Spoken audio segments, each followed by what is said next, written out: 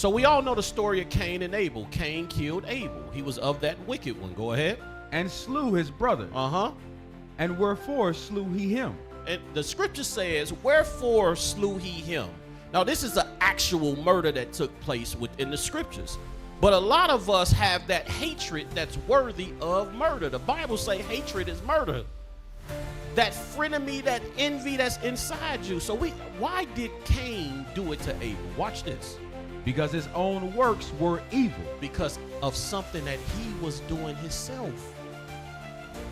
So the envy ends up being sustained and manifesting because deep down inside, the person envious knows that they ain't rolling right.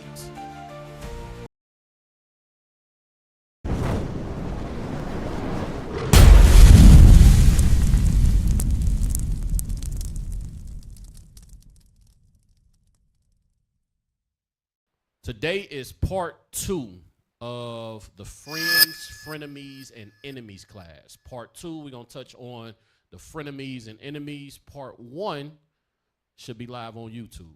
All right, so you can check that out. Part 1. We're not going to go into the friends section today, but we're going to build on top of the part 1 that we did last week. Go ahead, let's play the first video. Got to watch out for frenemies. A frenemy is someone who they smile at you, but secretly they're competing with you. And if you start to kind of pull back the curtain on the psychology of it, they admire qualities in you that they wish they had. And so there's this initial admiration that starts the friendship, but over time they start shifting into envy. And that envy starts to turn into sabotage. They really want to be close to you because they're drawn to what you represent. But the irony is that the closer they get to you, that triggers their insecurity because it's reflecting back what they feel they lack. So they live in this weird contradiction. You know, on the surface they're supporting you, but there's this underlying resentment underneath it all. Can't have a true friendship with someone like that because there's a part of them that's secretly rooting for you to fall. Got to watch out for frenemies. All right, so that was a good synopsis on some of the things that we're going to touch on today when it comes to frenemies, right? We spoke on friends, we spoke on your circle, having the right people around you to encourage you and build you up. Now we're going to go into making sure you don't have the wrong people around you. Give me my first scripture, John chapter 5 and verse 39. Search the scriptures, for in them ye think ye have eternal life, and they are they which testify of me. So in this class in particular, as we talk about a deep dive more into relationships, right? Into how to deal with friends, opposition amongst each other, or our real enemies. All of our solutions are always going to be found by searching the Bible.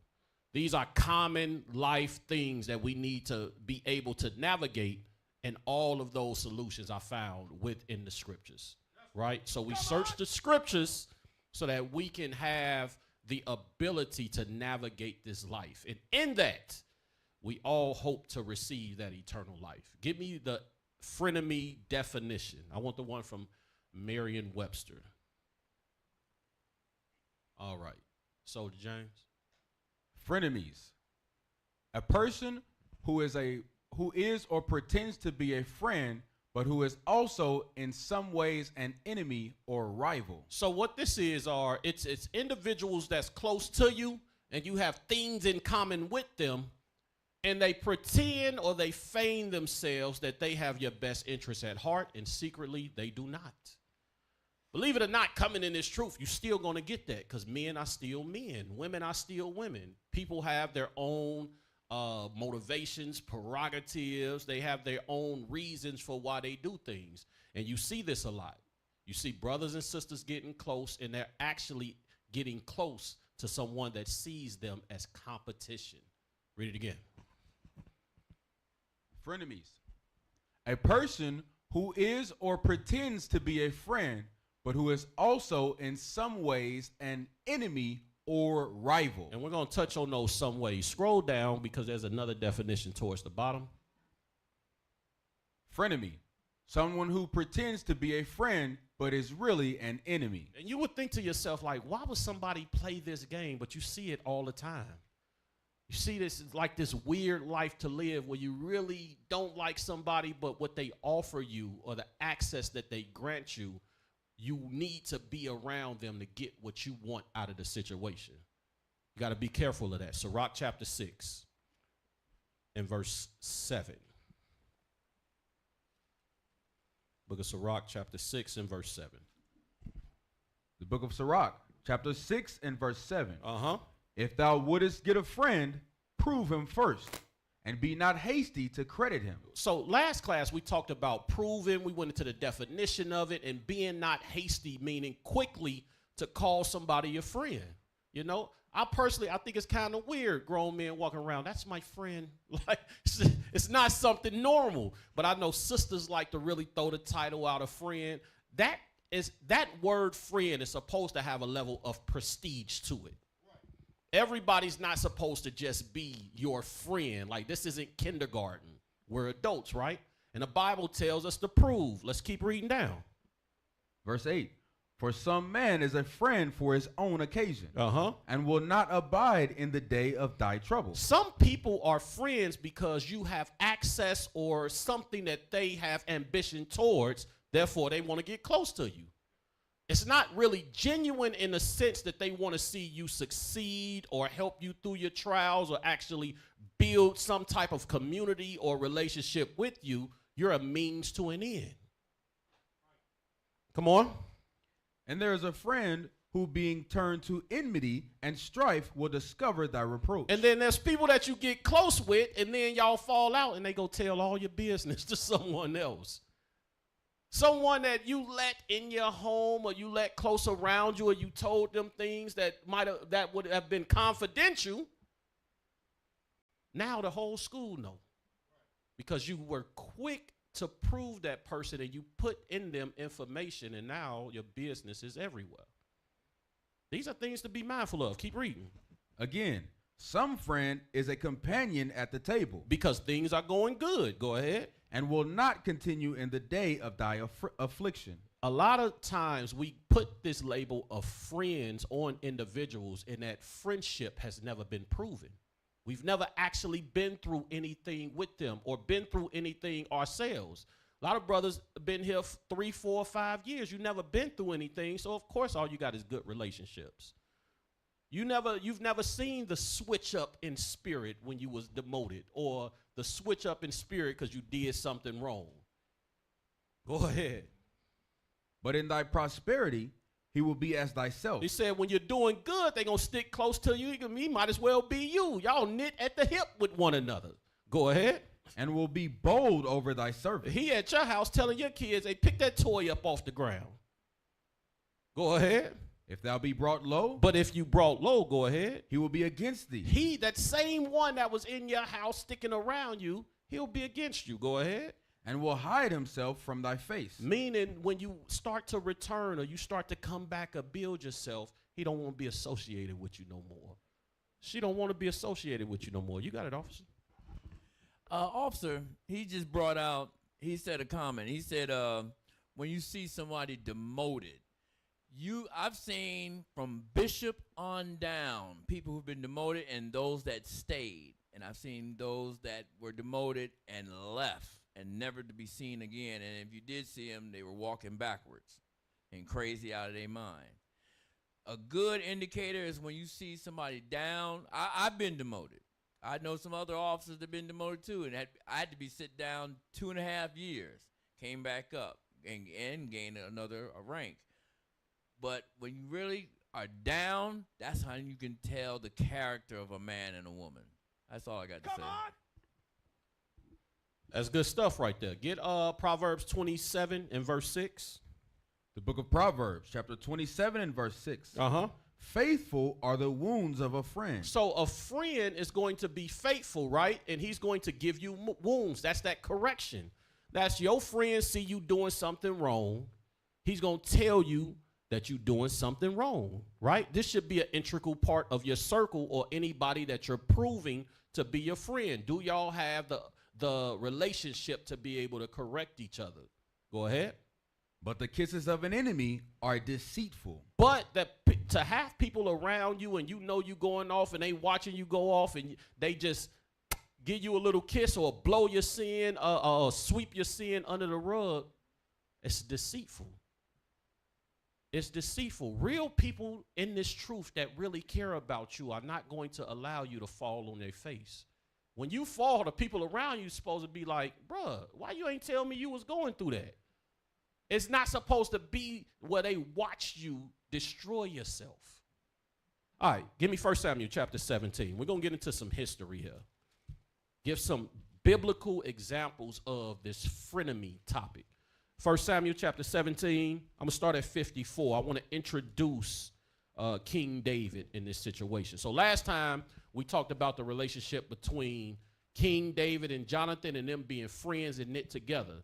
Now we're going to deep dive the relationship between King Saul and David and how this thing kind of came about. Come on. 1 Samuel chapter 17, verse 54.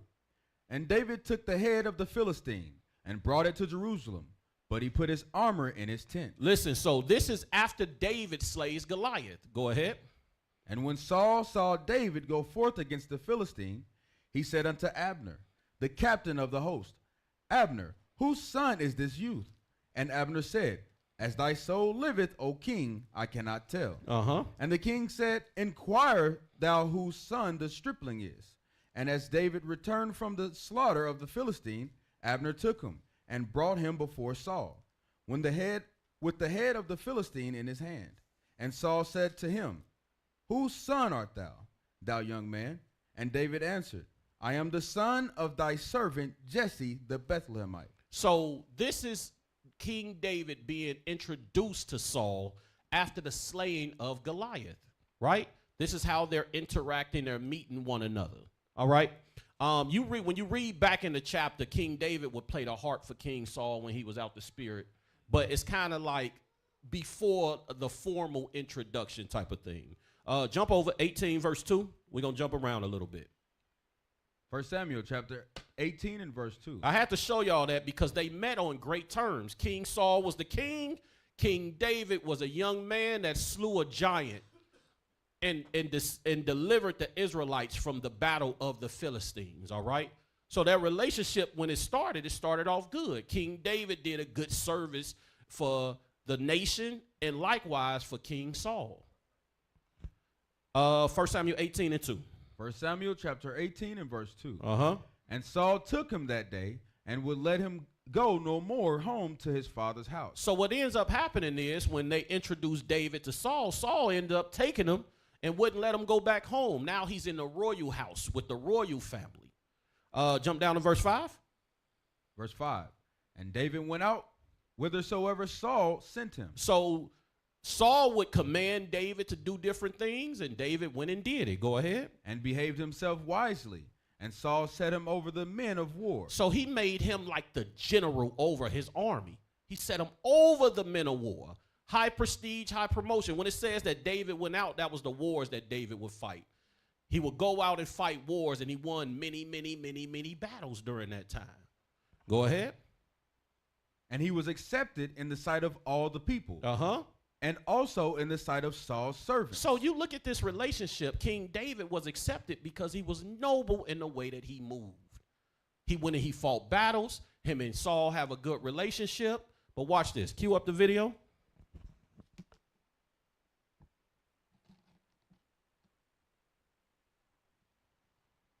We spot frenemies. Frenemies are the classic scenario. So somebody who... How do we spot frenemies? Frenemies are the classic scenario. So somebody who feels envious of you ends up befriending you. And consciously, they may not be even aware of that. They think, well, I do want to like them. But unconsciously, they feel envy. They think that you have success that you don't necessarily deserve, that you have what they want, right? They become your friend and they charm you, et cetera, et cetera. And then lo and behold, you start noticing all kinds of behavior that's very ugly that you weren't expecting because they're your friend. They start saying bitchy comments that get under your skin, that make you feel insecure. They take things from you. They act in ways that are hurtful, but because they're your friend, your first instinct is to blame yourself. Well, maybe it's my fault that they've done this. Maybe I'm actually to blame for what they're saying, et cetera, et cetera. So I believe behind the frenemies phenomenon, this phenomena of envy, where the person secretly wants what you have and they're becoming your friend so that they can wound you. And what's best to do is to recognize that. And one common sign of a frenemy, of somebody who's befriending you out of envy, is they're in a rush to be your friend. Normally, we like to take it a little bit slow. We just don't let anybody into our lives. We like to vet them a little bit beforehand, right? We don't trust everybody. But the person who feels envy is like, I love you, you're fantastic, I want to be your friend, we got to hang out, let's go out for dinner the next night. They're in a hurry. That's a sign that something else is going on, because that's not natural. How do we spot frenemy? So he's going into the envy where someone will have enemy or secret hatred because what you have is what they feel that they should have in return. Meaning they're close to you, but it's like it's a competition that's not being stated. You're in a competition with someone. If I read, you got to read better. If I break it down, you break it down a little better. You get what I'm saying? Watch this. Let's keep reading. Read 1 Samuel chapter 18 and watch verse 6. Look at this. Look how quickly the relationship between King Saul and King David flips. Watch this. Read. Verse 6. And it came to pass, as they came, when David was returned from the slaughter of the Philistines. That's the many wars that we read up in verse 5. Go ahead. That the woman came out of the city, out of all cities of Israel. So now the women is coming out to the city, and this is going to be triggering. Watch this. Singing and dancing to meet King Saul, with tabrets, with joy, with instruments of music. And the women answered one another as they played and said, Saul hath slain his thousands, and David his 10,000. So the women minding their business. They just singing a song. Saul killed thousands, David is 10,000s. Watch this, read. And Saul was very wroth, and the saying displeased him. And he said, They have ascribed unto David 10,000s, and to me they have ascribed but thousands. The entering of envy. Well, their relationship was good. He was a captain he was a general over the armies, but this song that these women is singing don't have me in the superior of the song. Damn. Go ahead, officer, go ahead. Because remember, the officer just brought out, Saul took David under his wing as his own son. And any holy, godly father always want their son to do better than the father. My father would tell me that, I want you to do better than I did. I want you to be better than I am. Every father, godly father, wants that. But as soon as that son who the father wants to do better actually gets the praise that was better, then he's envious? Come on now. That ain't no godly father. Not only that, but you see that in relationships as well. A lot of brothers come in together, right? You come in, I came in 2014 with this brother X, Y, and Z. You see that amongst the ranks. So you'll see a brother that, yeah, I've been here for 11 years. Yeah, when I was here, I remember when Officer 50 was a brother. I was here with him. Like, yeah, you a soldier. What happened? The hell is this? You can see the envy. There are clues to envy and frenemies that you might not always be able to chime in on. And it might be, it berateth men in a speech a lot of the times. Watch this, verse 8. Verse 8. And Saul was very wroth, and the saying displeased him. And he said, They have ascribed unto David 10,000s, and to me they have ascribed but thousands. And what can he have more but the kingdom? Why would he say that? Keep that last part in mind. He said, and what more can he have than the kingdom? But who's over the kingdom? King Saul. King Saul is the first king of Israel, period. So he got the king. The Lord gave it to him. Come on. But why would he make that comment? We're going to come back to that. So just file it in your mind. Watch this. Verse 9. Verse 9. And Saul eyed David from that day and forward. What does it mean to eye someone? What is the Bible saying when it's asking or saying that King Saul eyed David? Get me Sirach chapter 14 and verse 8. It says that Saul eyed David continually. Eyed. Okay, come on. Sirach chapter 14 and verse 8. The envious man hath a wicked eye. Mm-hmm.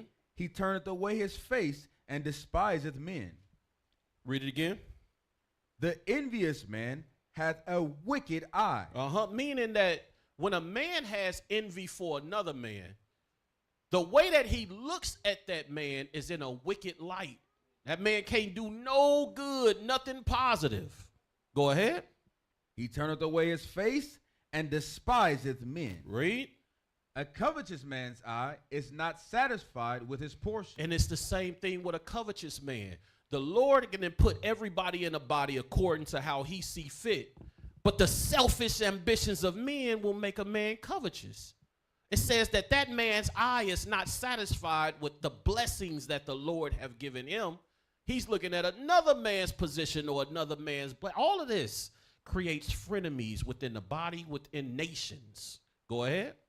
And the iniquity of the wicked drieth up his soul. Go back. 1 Samuel. 1 Samuel. Y'all all right? All right. Y'all all right? 1 Samuel 18, read 9 again. 1 Samuel chapter 18 and verse 9. And saw I David from that day and forward. Mm-hmm. And it came to pass on the morrow that the evil spirit from God came upon Saul.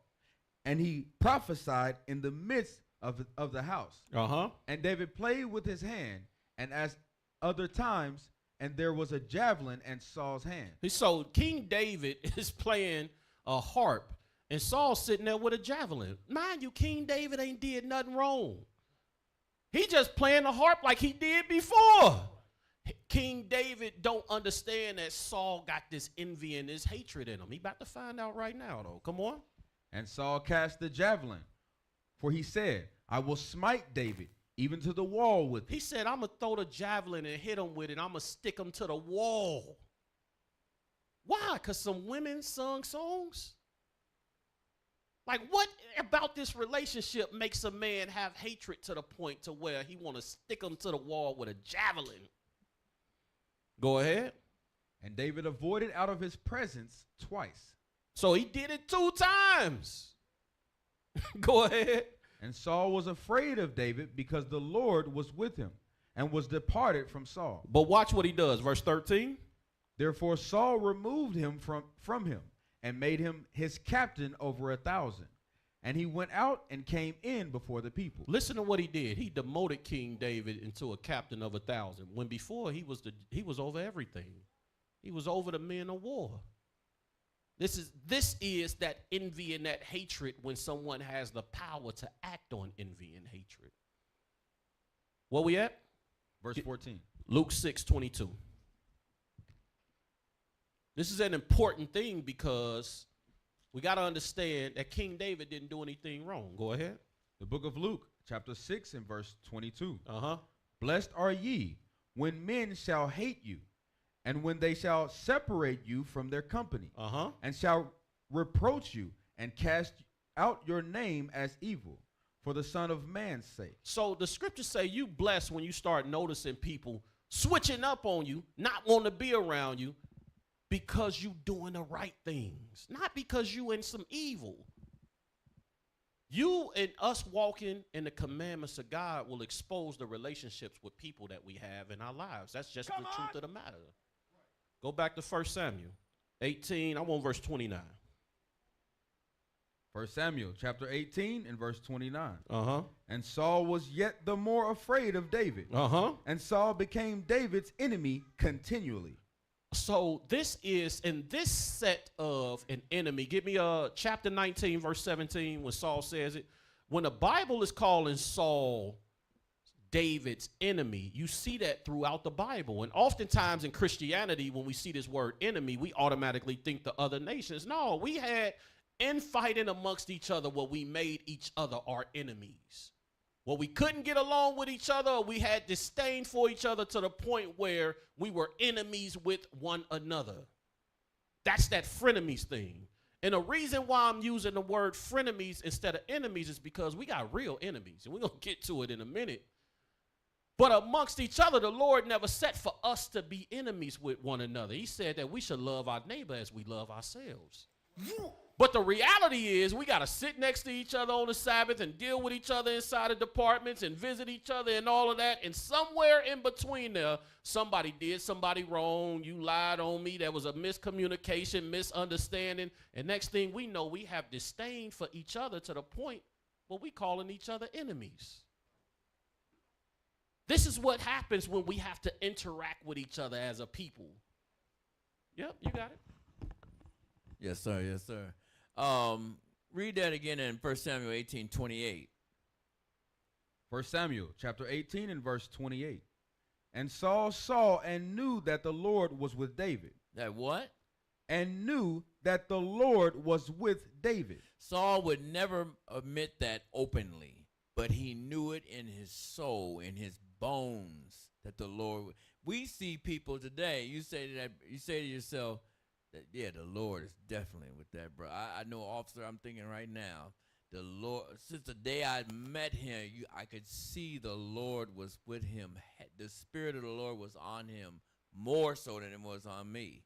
I can see that difference because we're not all equal or in different hierarchies, just like it's going to be in the kingdom.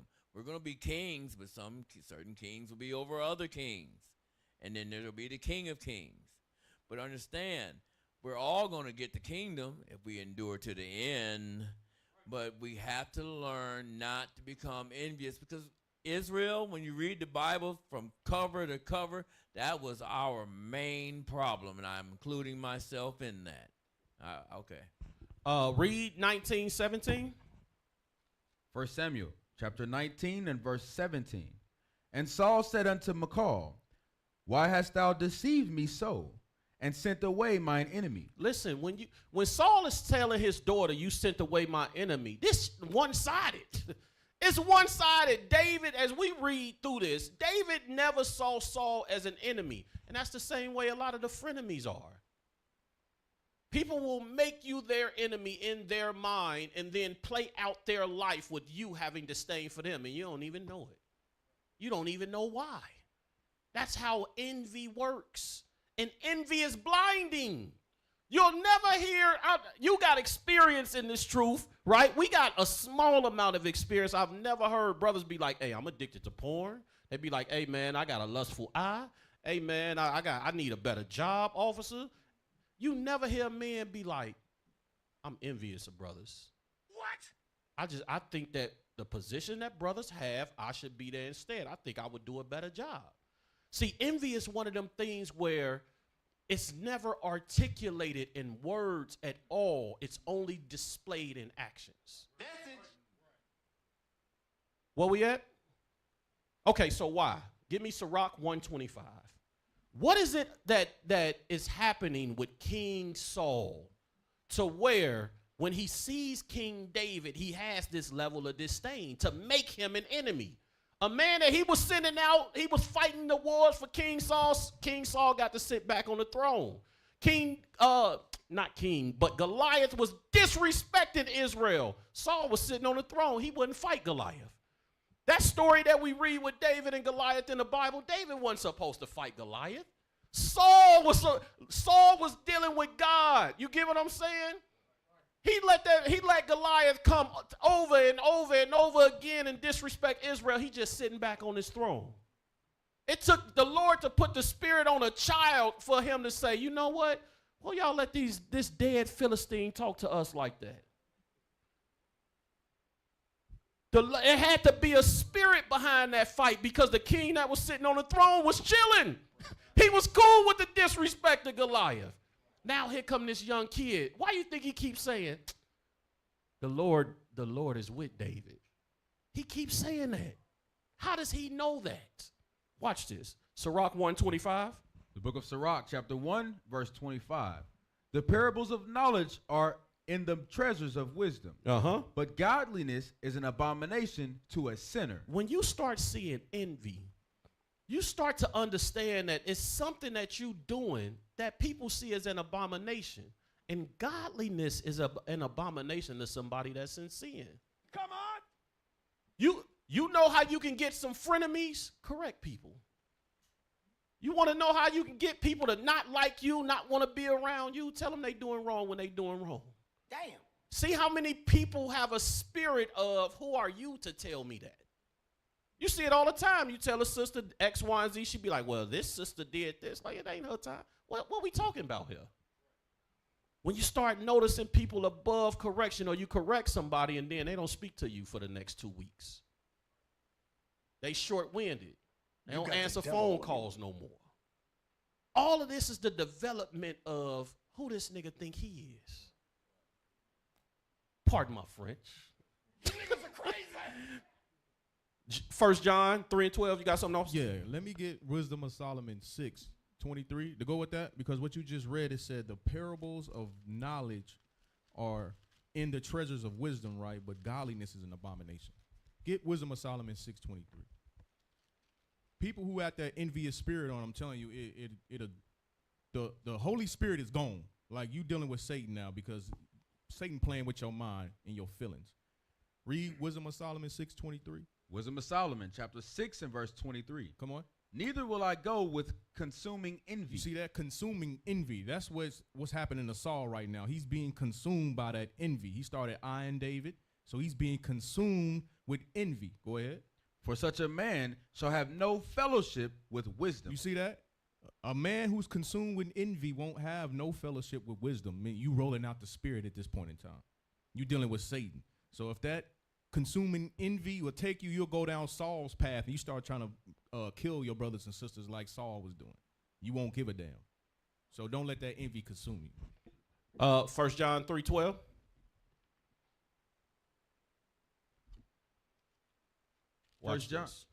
First John chapter 3 and verse 12. Not as Cain, who was of that wicked one. So we all know the story of Cain and Abel. Cain killed Abel. He was of that wicked one. Go ahead. And slew his brother. Uh-huh. And wherefore slew he him? And the scripture says, wherefore slew he him? Now, this is an actual murder that took place within the scriptures. But a lot of us have that hatred that's worthy of murder. The Bible say hatred is murder. That frenemy, that envy that's inside you. So why did Cain do it to Abel? Watch this. Because his own works were evil. Because of something that he was doing himself. So the envy ends up being sustained and manifesting because deep down inside, the person envious knows that they ain't rolling right. They not moving in the right spirit. You think it was different for Saul? Watch this. Go to 1 Samuel chapter 15. Remember Saul said, what more can he have but the kingdom? Why did he say that? Watch this. 1 Samuel 15, 1. 1 Samuel chapter 15 and verse 1. We're going to jump around, reader. Come on. Samuel also said unto Saul, the Lord sent me to anoint thee to be king over his people, over Israel.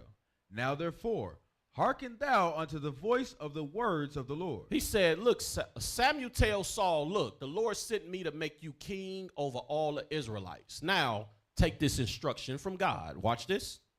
Thus said the Lord of hosts, I remember that which Amalek did to Israel, how he laid wait for him in the way when he came up from Egypt. Now go and smite Amalek and utterly destroy all that they have, and spare them not, but slay both man and woman, infant and suckling, ox and sheep, camel and ass. So his instructions was, God's instructions to Saul is to go and destroy Amalek. Jump down, verse 7.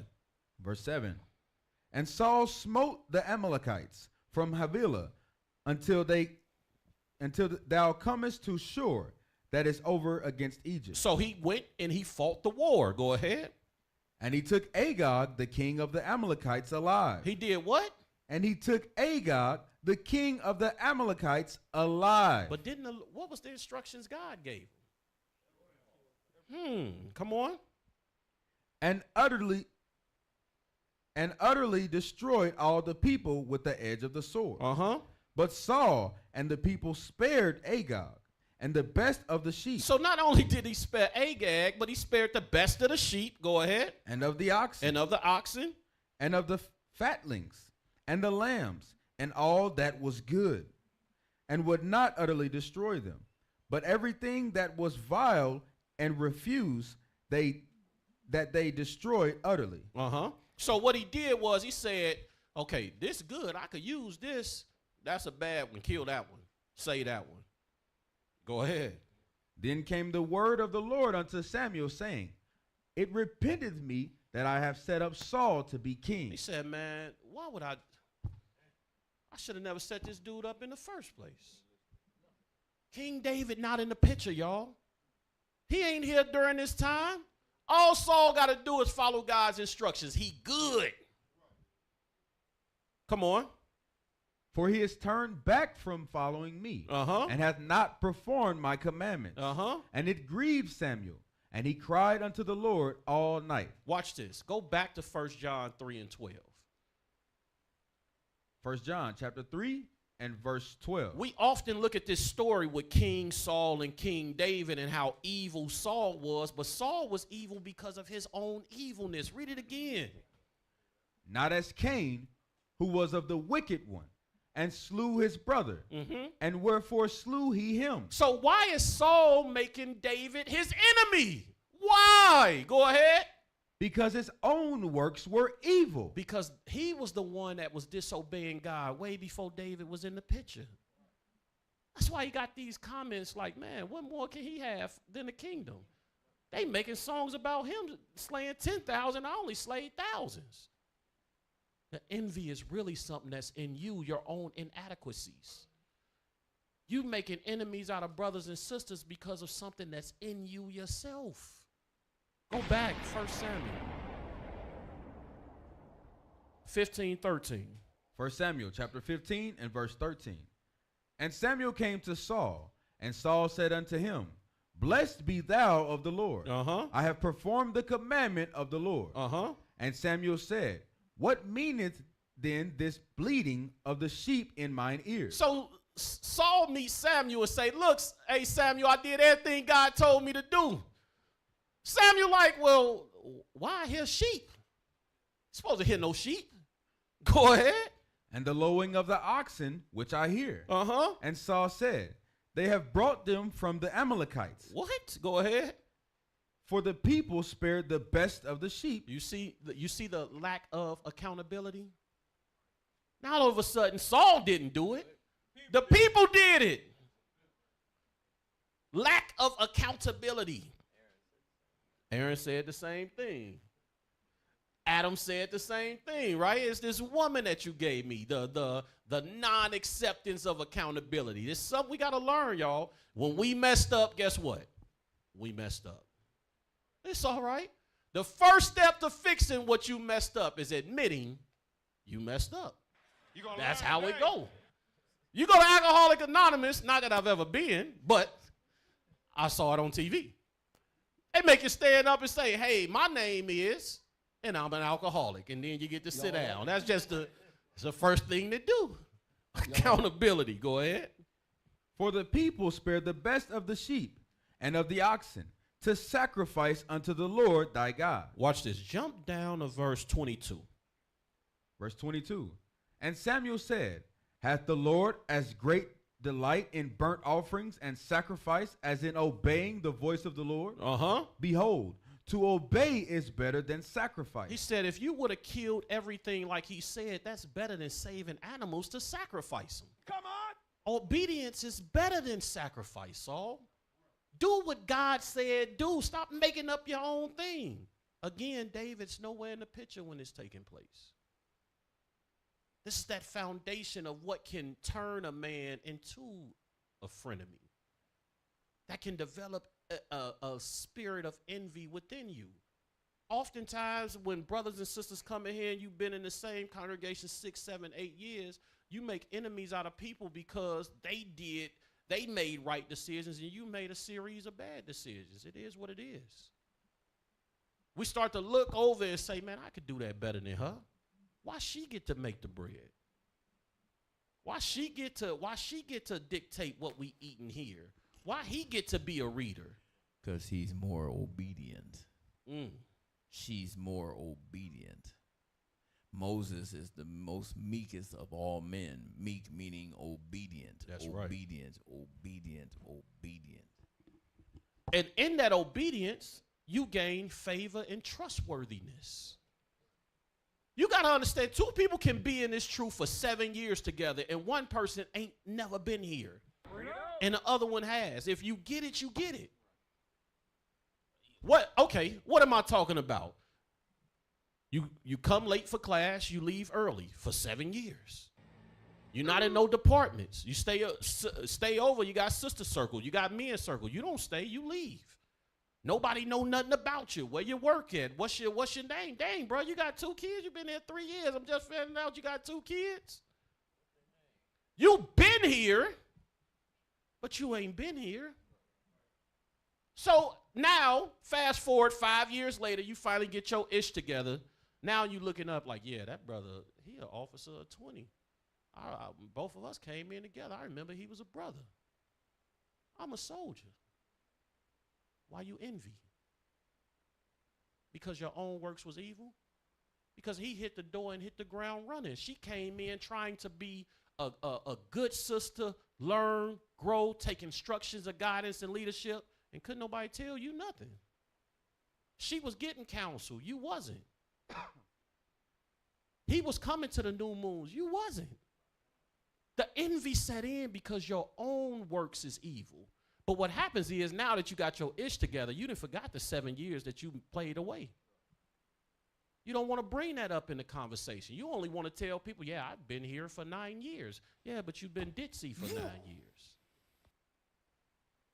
You've been a self-moving, no counselor getting spirit for the whole time you was here, but you never did enough for us to make you leave. Damn. You just was here. And in that, to know that deep down inside yourself will set up envy in you. Next thing you know, you're sitting amongst a bunch of believers, like-minded people, and you secretly envy and hating all type of people that's around you. You got the devil on you. Nobody like you. They picking on me. It's the same routine over and over again. What verse we at, soldier?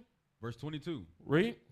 And Samuel said, hath the Lord as great delight in offerings and sacrifice as in obeying the voice of the Lord? Mm-hmm. Behold, to obey is better than sacrifice, and to hearken than the fat of rams. Read. For rebellion is as the sin of witchcraft. Jump 24. Verse 24. And Saul said unto Samuel, I have sinned, for I have transgressed the commandment of the Lord, and thy words, because I feared the people and obeyed their voice. Uh-huh. Now therefore, I pray thee, pardon my sin, and turn again with me, that I may worship the Lord. Watch this. Bad news, Saul. Read.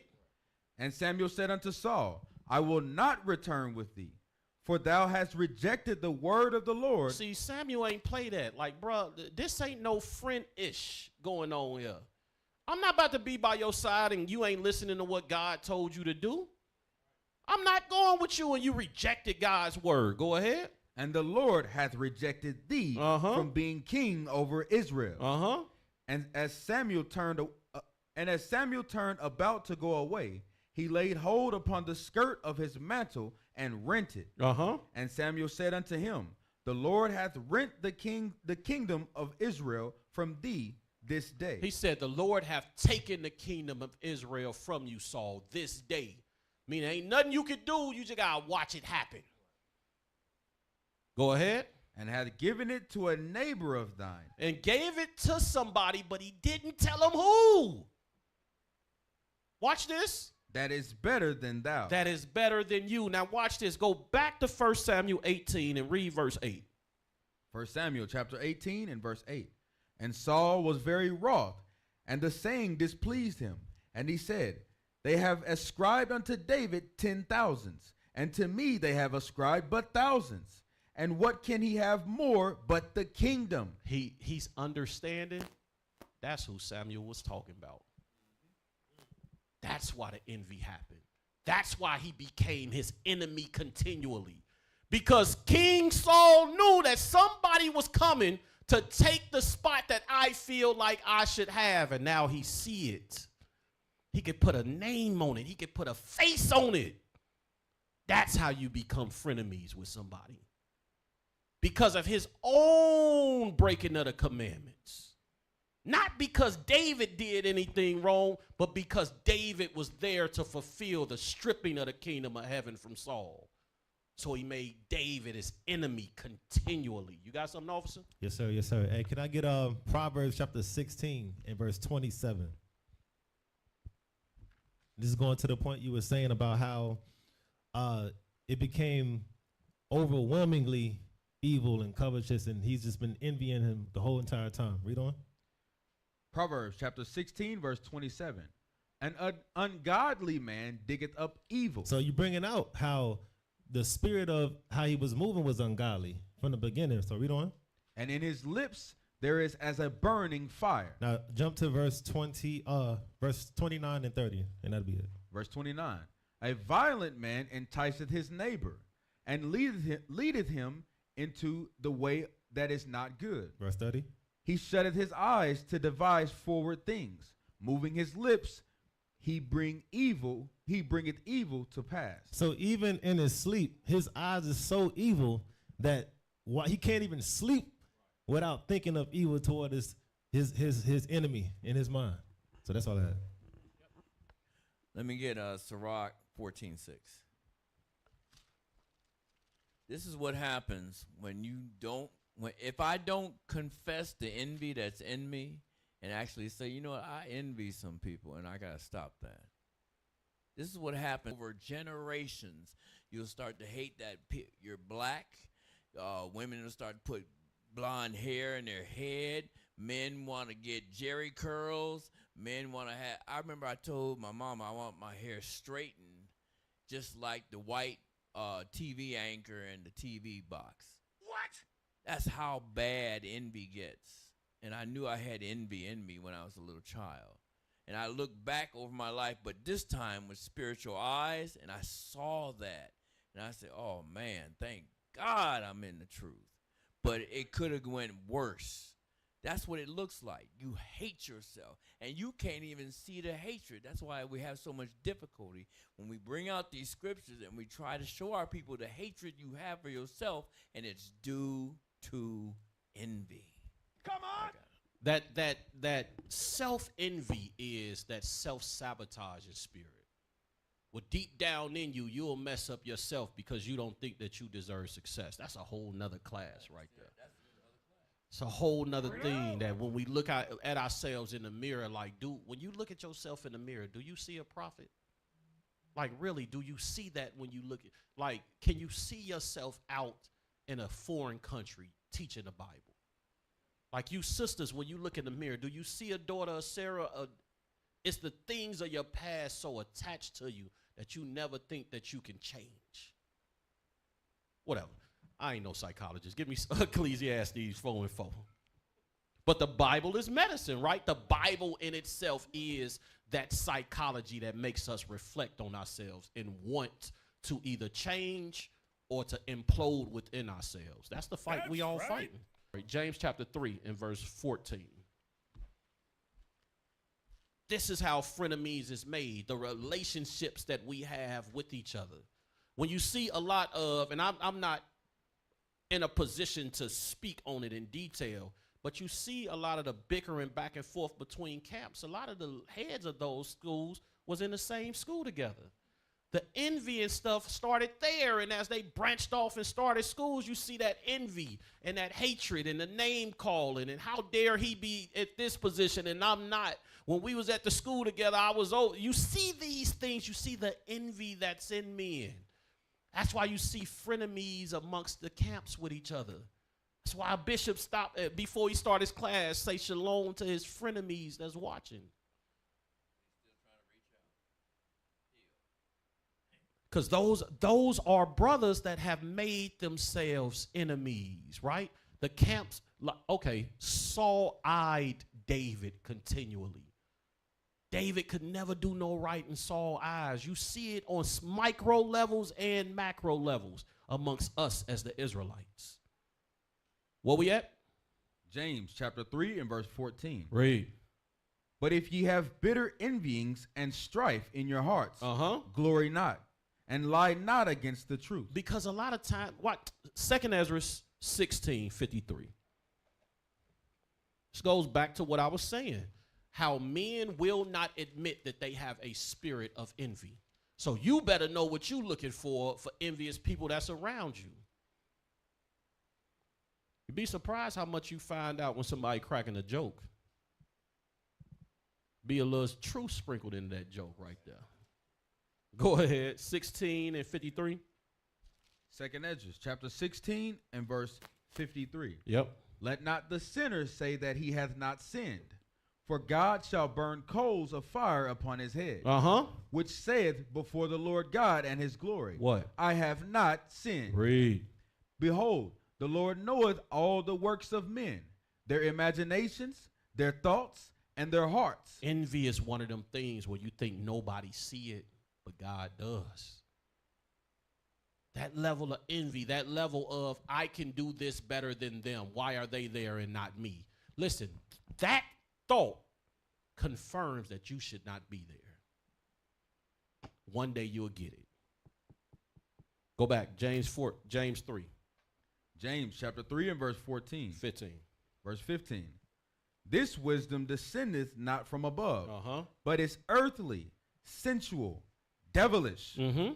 For where envying and strife is, there is confusion and every evil work. And you wonder why things can't get done amongst groups or bodies or people. That's because people within the group is envious of each other, and that leads to confusion when it's time to get stuff done. We got to stop doing the work that we're supposed to be doing and navigating counsel relationships between sisters. We got to stop doing the work of the Lord to pull brothers to the side and say, hey, what's going on with this? That's that frenemies that we're making. Oftentimes we see the worst in each other, and that's unfortunate. Watch this, Psalms 55 and 12. I'm going to sidetrack a little bit and kind of show you David's perspective of this relationship that they had. Psalms 55, 12. Psalms chapter 55 and verse 12.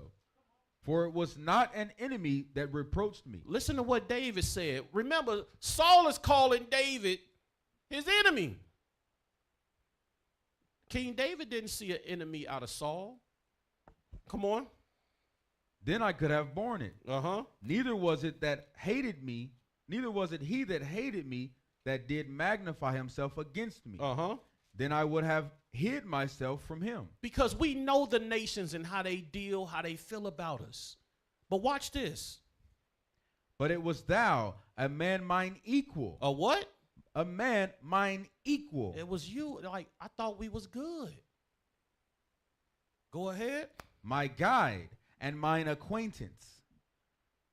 We took sweet counsel together and walked unto the house of God in company. Let death cease upon what them. Verse you at? Verse 15. That's good. Go to, keep reading. Verse 15. Let death cease upon them and let them go down quick into hell. For wickedness is in their dwellings and among them. As for me, I will call upon God, and the Lord shall save me. He said, let them be full of evil and envy. But as for me, I'm going to call upon God. I don't want no part of this war that they trying to start with us. I'm going to be the bigger person is what King David is saying. 1 Peter chapter 3 and verse 8. This is how when we deal with each other and you see people have envy towards you or hatred or disdain, we got to start choosing, brothers and sisters, how we react. I like saying it all the time. Life is 90% how you react and 10% what happened to you. People will take something small and magnify it, or people will take a traumatic event and lay on it for the next 40 years. That's why, like, when the bishops say, okay, a sister get in a situation, right, where she get essayed or sexually assaulted, and it's like she carried that for 15, 20 years, you hear brothers say, all right, you got to get over it. Like, that's a simplified version of your reaction to that situation has done more damage to you than just the situation itself. The way that you moved after that and the way that you were depressed after that and you didn't get help and your decision making after that has done far more damage to your life than just that situation by itself. And that's how we are in our lives across the board. If somebody has disdain for me, that don't got nothing to do with me. Just because you don't like me don't mean I don't like you. But a lot of us can't equate that way of thinking. No, we want our lick back. Watch this. Read that. 1 Peter chapter 3 and verse 8. Finally, be ye all of one mind, having compassion one of another. Love as brethren. Do what? Love as brethren. We have to love each other, y'all. Go ahead. Be pitiful. Be courteous. To be pitiful means that I can empathize and sympathize with you and what you're going through.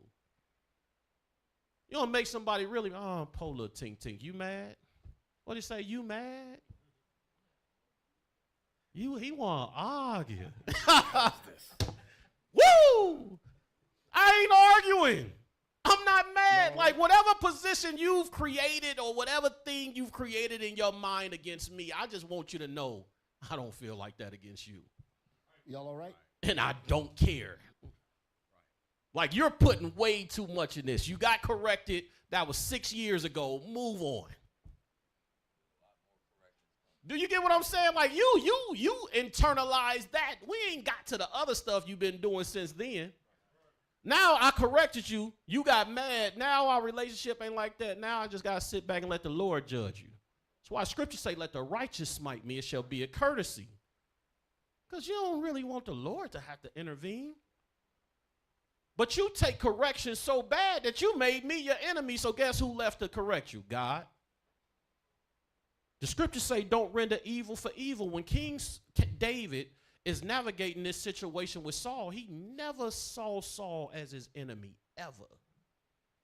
That was something that was internal inside Saul. Read it again, verse 9. Verse 9.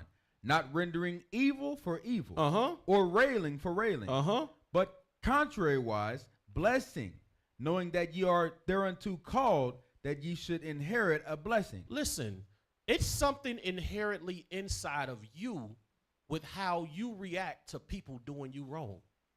That don't got nothing to do with the people that did you wrong. What do I mean?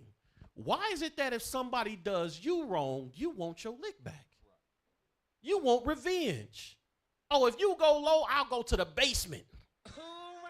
When they go low, I go lower. That is a character flaw within you. Why when they go low, you don't pray for them?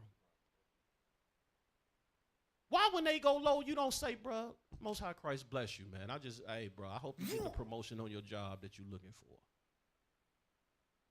Can you imagine that?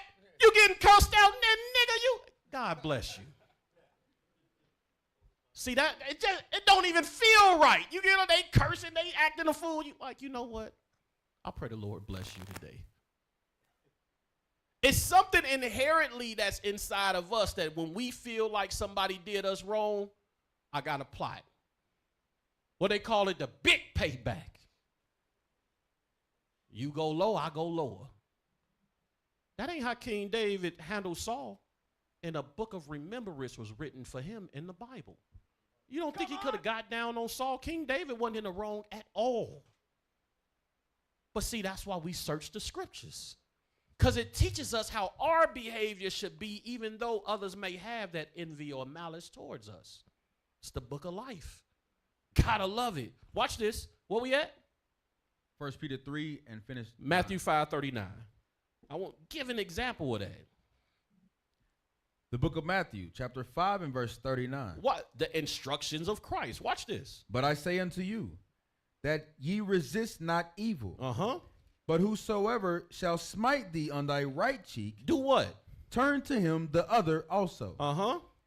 And if any man will sue thee at the law, and take away thy coat, let him have thy cloak also. What is it saying? It's saying, bruh, if they want to be evil, let them be evil. They want to sue you at the law, give them extra stuff. Like, yeah, here go your 1,000 and here go my watch. Go on about your business. You won. This is de-escalation tactics that Christ is speaking about. Things that we don't have in our spirit. You want to fight, then let's rumble. We all want to be Mike Tyson. We all want to be the big bad wolf. Listen, that's not healthy as a nation. That ain't in the Bible. Somebody got to be the bigger person. But when we think about that logically, we don't think about being a bigger person in these small, nuanced situations of our life. We think about being a bigger person when something blow up and I'm just going to walk away. No, how about this? How about you stop murmuring and gossiping about the person? About you keep their name out your mouth. Small things. Keep reading, soldier. What's that, 539? Verse 40. Hold on.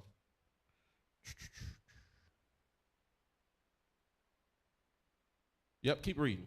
Verse 41. And whosoever shall compel thee to go a mile, go with him twain. Yep. Give to him that asketh thee, and from him that would borrow of thee turn not thou away.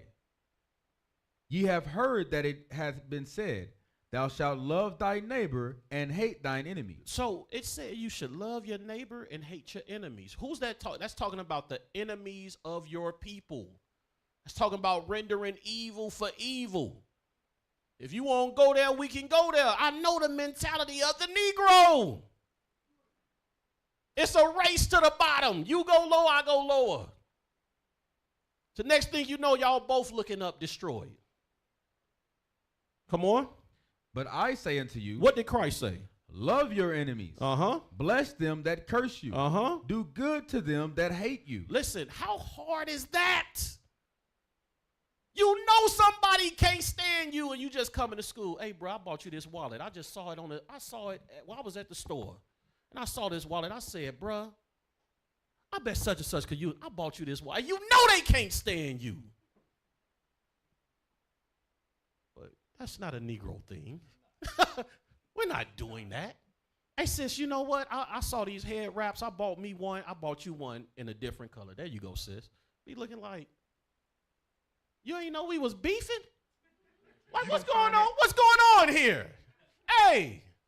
You don't find that suspicious? We beefing. What you mean you got me a head wrap? Yeah, sis, I just, I know we had a little misunderstanding, but it's all good. I still think about you. Damn how we could win each other over. Damn how we could squash beef amongst each other. How we could turn frenemies into brothers or sisters again. Go ahead. And pray for them which despitefully use you and persecute you. And pray for them that despitefully use you and persecute you. 1 Samuel 24:1. Can I say something on that? Paul said the same thing. Get Romans 12. So he put it in a way it's a little bit more straight to the point. Get Romans 12, start at 17. Paul said the exact same thing. The book of Romans, chapter 12 and verse 17. Recompense to no man evil for evil. Provide things honest in the sight of all men. Be honest in the sight of all men. Don't render evil for evil. Don't stoop to their level and go back and forth. Go ahead. If it be possible, go ahead. As much as lieth in you, live peaceably with all men. Because you're going to have problems and issues, but when you do, don't stoop to that level. That's why Paul said, if it be possible, as much as lieth in you, live peaceably with all men. Keep going. Dearly beloved, avenge not yourselves. See that? Don't avenge yourself. Read. But rather give place unto wrath. Give place unto that wrath, that envy, that hatred. Read. For it is written. It is written. Vengeance is mine. I will repay, saith the Lord. Because it's in God's hands. God is the one who's going to judge. We ain't got to do nothing. Read. This is the point.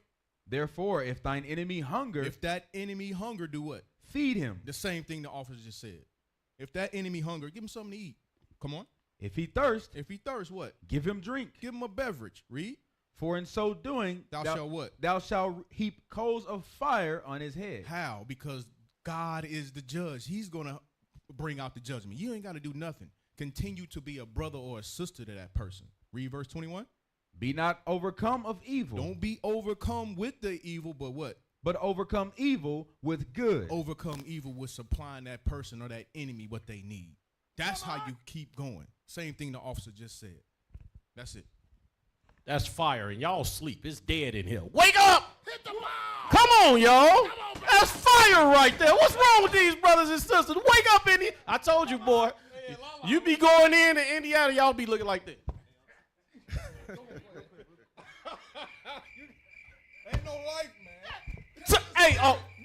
fire, officer. I like that right there. That's good, man.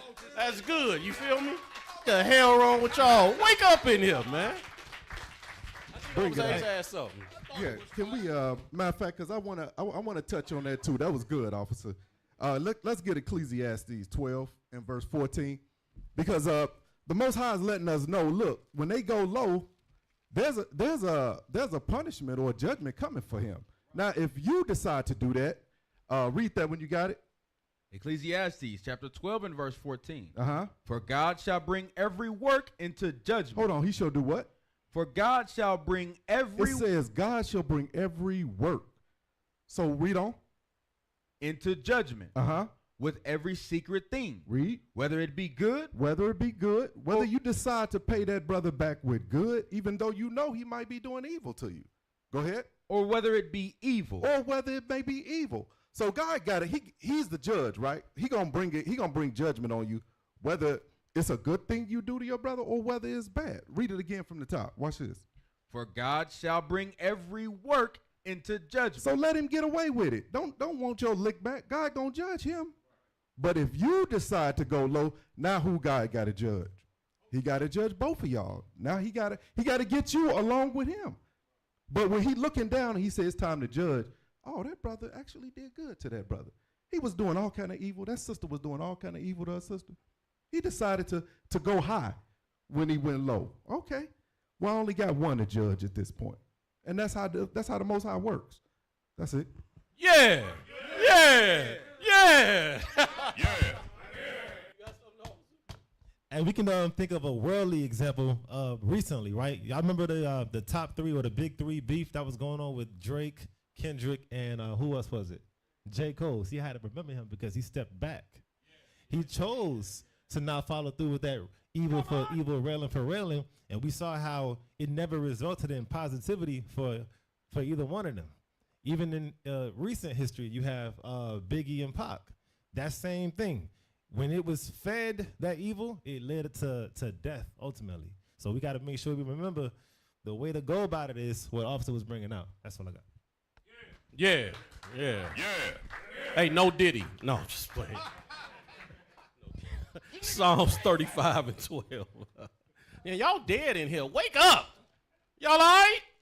Y'all all right? No. Yeah.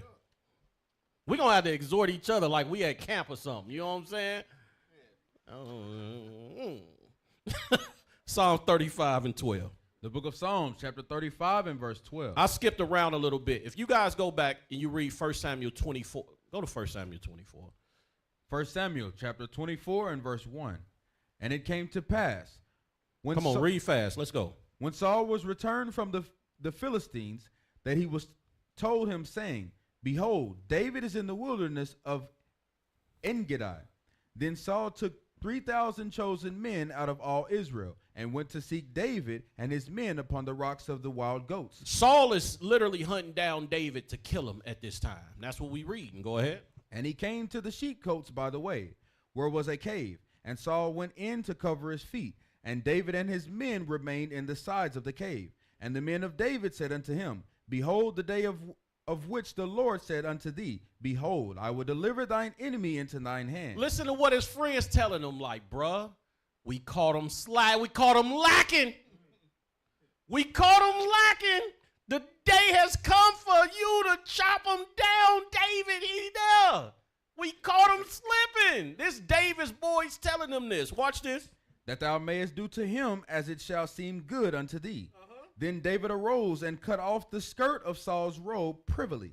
And it came to pass afterward that David's heart smote him because he had cut off Saul's skirt. So he went in and he cut the bottom of his garment off. And just cutting the bottom of his garment hurt King David to do. Mind you, he caught him slipping. It could have been night right there. But he hurt just from cutting the garment. Jump down, 19. This is why you got to read your 4 chapters a day. I told y'all, when I'm reading the Bible, it's like a movie. I'm like, he dropped the Luke. Caught him slipping. Oh, all right, whatever. Sorry, y'all. I'm from Gary, Indiana. Gary, Indiana. I'm really from Jerusalem, but by way of. You know what I'm saying? By way of. Go ahead. Verse 19. For if a man find his enemy, will he let him go well away? Uh-huh. Wherefore the Lord reward thee good for that thou hast done unto me this day. Uh-huh. And now, behold, I know well that thou shalt surely be king, and that the kingdom of Israel shall be established. I'm sorry, I'm supposed to fill y'all in on what's going on. King Saul sees that his garment cut and King David got it in his hand. Verse 19 is King Saul speaking. Now read it again. Verse 19. Because we jumping around. You get what I'm saying? I can't assume that y'all know what's going on right here. Verse 19. For if a man find his enemy, will he let him go well away? Wait a minute. So Saul is telling David, man, if a man find his enemy, he just let him go? What is he admitting? That David don't see him as an enemy. That is one-sided. Come on. Wherefore the Lord reward thee good for that thou hast done unto me this day. Uh-huh. And now, behold, I know well that thou shalt surely be king, and that the kingdom of Israel shall be established in thine hand. What? Wait a minute. Didn't he say that in 1 Samuel 18? So now he like, no, the Lord really dealing with this dude. Like, I thought that you was next up. I thought you was the one that Samuel was telling me about. Now he like, I know for sure it is you now. Come on. You won't even fight back. You won't even get in a beef with me. Like, I'm fighting myself. He said, yeah, the Lord set you up. Go ahead. Swear now, therefore, unto me by the Lord, that thou wilt not cut off my seed after me, and that thou wilt not destroy my name out of my father's house. Uh-huh. And David sware unto Saul, and Saul went home. But David and his men gat them up unto the hold. He ain't believe him. He like, yeah, we're going to go over here real quick. Give me Psalms 35:12. Book of Psalms, chapter 35 and verse 12. They rewarded me evil for good, to the spoiling of my soul. But as for me, when they were sick, my clothing was sackcloth. I humbled my soul with fasting, and my prayer returned into mine own bosom. Read. I behaved myself as though he had been my friend or brother. Listen, when King David caught Saul slipping, he behaved himself like he was his friend and his brother. That's how we got to learn how to deal with each other, brothers and sisters, not be frenemies amongst each other, rendering evil for evil and railing for railing. Listen, the kindness of David to Saul made Saul admit, like, damn, it's been me the whole time. But to apply this in our lives, all of a sudden, it's harder for us. We can read it, but how many of us can actually do it? Damn. Oh, it's a big difference now. You get what I'm saying? It's a huge difference. Like, no, I want my lick back. You gonna do this to me?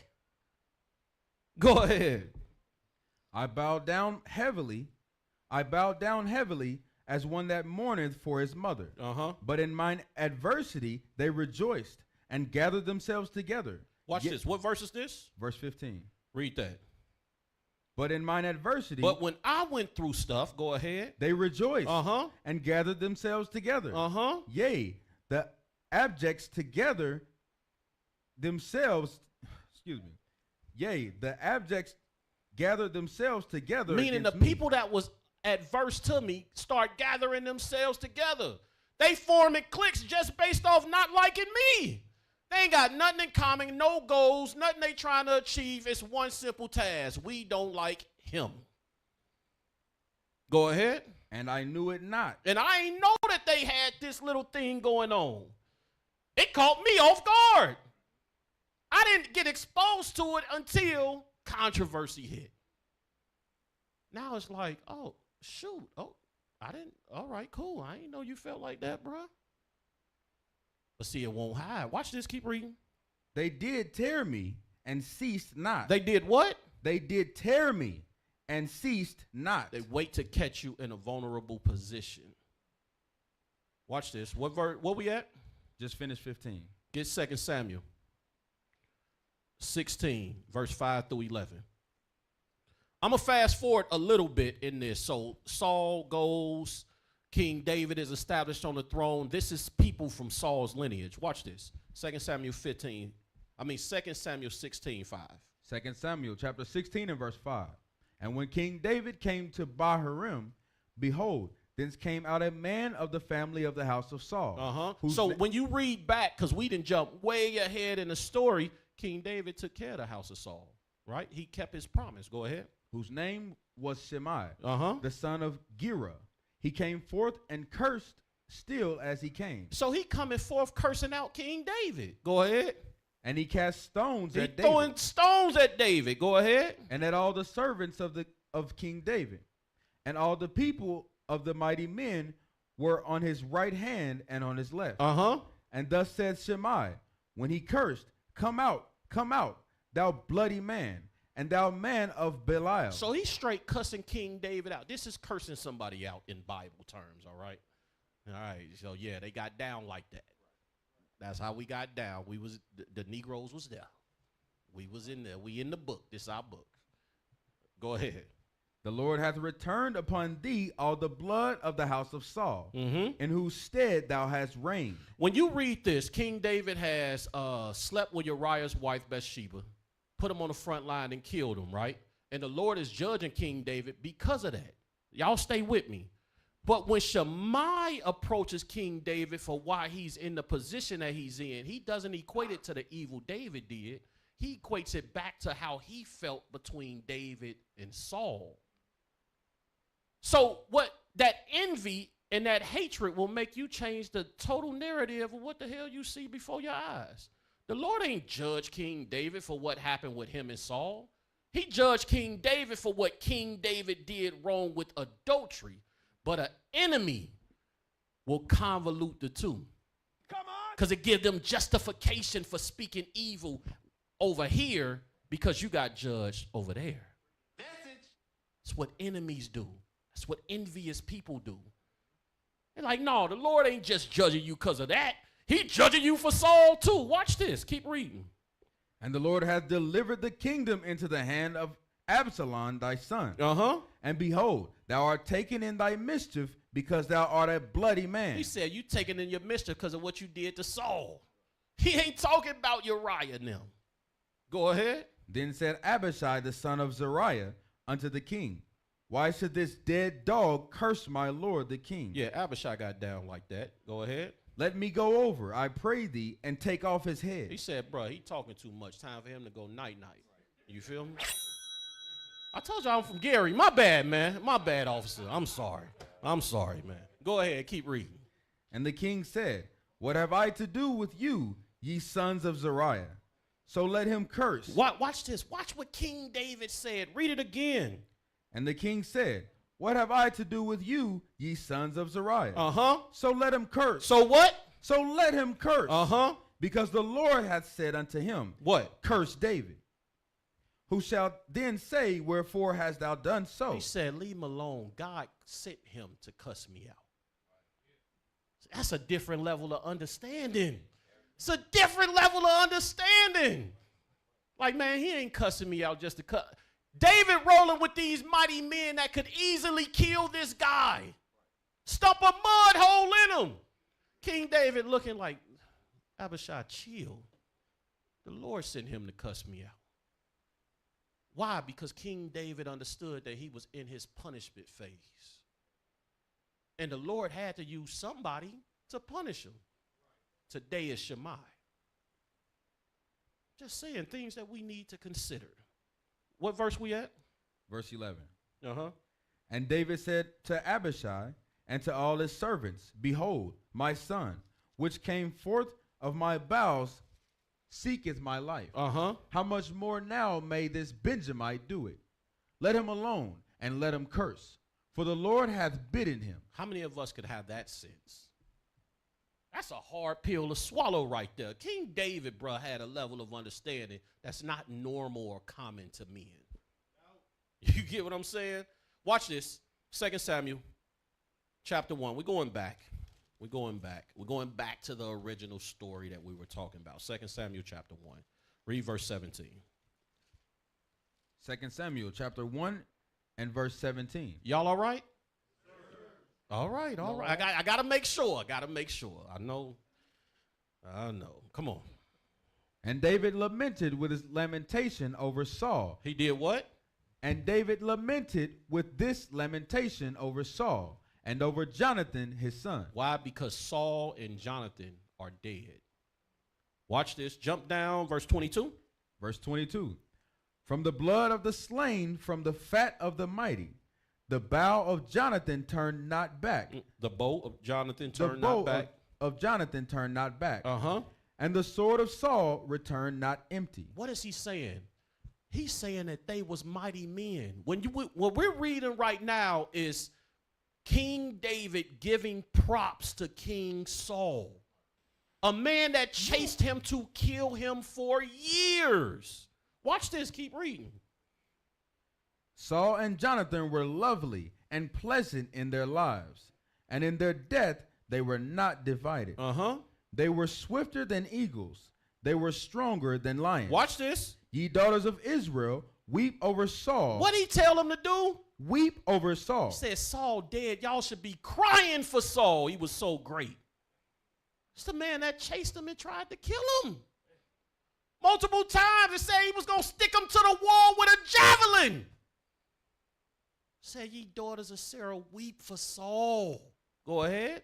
Who clothe you in scarlet. Uh-huh. With other delights. Who put on ornaments of gold upon your apparel. You know what King David had the ability to do that a lot of us lack? The ability to see the best in each other and not the worst. Come on. You know how easy it is to see the worst in each other?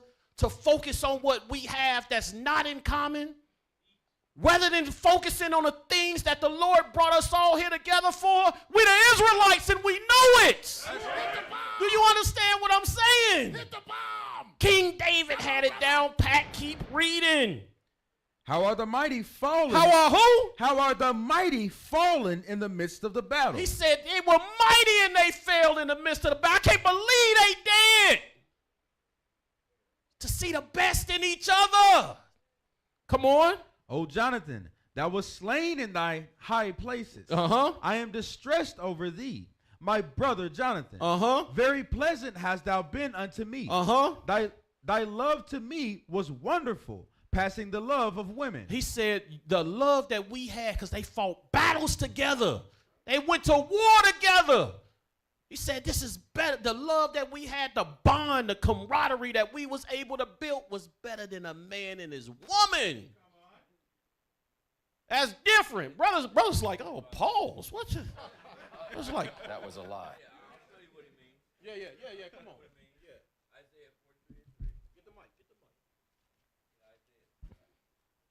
Brothers like pause. What are you talking about? No. I'll show you what he means. See, y'all not warriors. I'll show you what he means. Get Isaiah 43:3. This is what he means when he says, thy love was wonderful, passing the love of women. Because there's a love between brethren. It's the same love that God has for us. Let me show you the love of God. The book of Isaiah, chapter 43 and verse 3. Uh-huh. For I am the Lord thy God, the Holy One of Israel, thy Savior. Uh-huh. I gave Egypt for thy ransom. He'll kill Egypt for your ransom. Go on. Ethiopia and Seba for thee. He'll kill Egypt. He'll kill Ethiopia and them Sabians that you see now in Minnesota right now. Those are the Sabians. Right. He'll kill them. All of them for you. Right. That's the kind of love he's talking about. We really not accustomed to that kind of love because we've never experienced it. We've never seen it in front, but we're getting ready to. We know it's getting ready to come. When you see Christ, an all-powerful black man, dark skin, like he was burning the fire, crack the sky. Right. And they see that, and this Edomite slave master sees that he can't kill this black man. That's going to put fear that we've never seen the white man ever have. That's right. Watch That's this. the love that passes that of women. Yep. Watch this. 1 Peter 3 and 7. See, the brotherhood was a lot stronger and a lot different. Watch this. This is Peter giving instructions to married couples. Watch what he say. 1 Peter 3, 7. 1 Peter chapter 3 and verse 7. Likewise, ye husbands, dwell with them according to knowledge. So he's giving instructions to the husband on how to deal with the wife. Pay attention. Giving honor unto the wife as unto the weaker vessel. Uh-huh. And as being heirs together of the grace of life, that your prayers be not hindered. Watch this, verse 8. Finally, be ye all of one mind, Uh-huh. having compassion one to another. That's talking about the married couple. Watch this next part. Love as brethren. He telling the men, because our bonds were strong, love your wife like you love the brothers. That's what King David talking about in Samuel. Love as brethren. They had unbreakable bonds. Their spirits was knit together, is what the Bible says. If you go back and watch the first class, you're going to get that. So, you know. All right, go back. Did we read verse 26? We read 26, Sirach 8 and 7. Sirach chapter 8 and verse 7. Cue up that next video. The book of Sirach, chapter 8 and verse 7. Rejoice not over thy greatest enemy being dead, but remember that we die all. What he's saying is you should never be excited to see your fellow kinsman fall. That says something pitiful about your spirit, that you will see a man fall and you get excited. You celebrating. You got evils all in you. It's all type of envy in you. And it could never be seen until that action happened. And now you see it fit for you to be able to express that. What does that mean? That means you've been a frenemy the whole time. You got the devil on you. The whole time you done had that envy and hatred, to the point that when a man is at his worst, you'll kick him while he down. Damn. Can I give him one out? Yes, sir. Yes, sir. Because the thought we should have, because we just read, rejoice not over thy greatest enemy being dead, but remember that we die all. With the thought that we should have when we see a brother fall, because we're all going to fall, y'all. All right, what does it say? A just man falls how many times? 7 times. A whole lot of times. He's going to fall. So we know that he's going to fall. So what should be our thought? Galatians 6 and 1 and 2. This what should be our thought. Because we're all going to fall. So when you see me fall, I hope this is your thought. Galatians chapter 6 and verse 1. Brethren, if a man be overtaken in a fault, you which are spiritual, restore such an one in the spirit of meekness. That's a commandment. It's not a suggestion. I am to restore my brother back to where he was. Period, point blank, end of discussion. Does everybody understand that? All right. Yeah. All right, give me, I'm going to speed it up a little bit. Rejoice not when our enemy falleth. Play the video. 6 signs of a fake friend. 6 signs of a fake friend. 1, they use you. They only reach out when they need something from you, such as a favor, money, or help with something. 2, they betray your trust. They engage in gossip about you or betray your confidence by sharing personal information or secrets with others. 3, they aren't there for you during tough times. They're there for the fun and good moments, but absent when you need emotional support. 4, they're jealous. They try to one-up you or undermine your successes rather than celebrating them. 5, they're overly critical and quick to judge.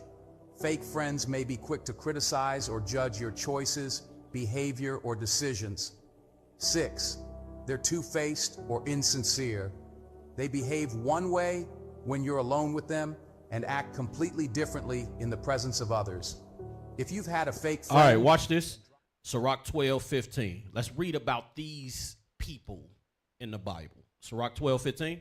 The book of Sirach, chapter 12 and verse 15. Come on. For a while he will abide with thee, but if thou begin to fall, he will not tarry. You think you got friends because you ain't failed yet.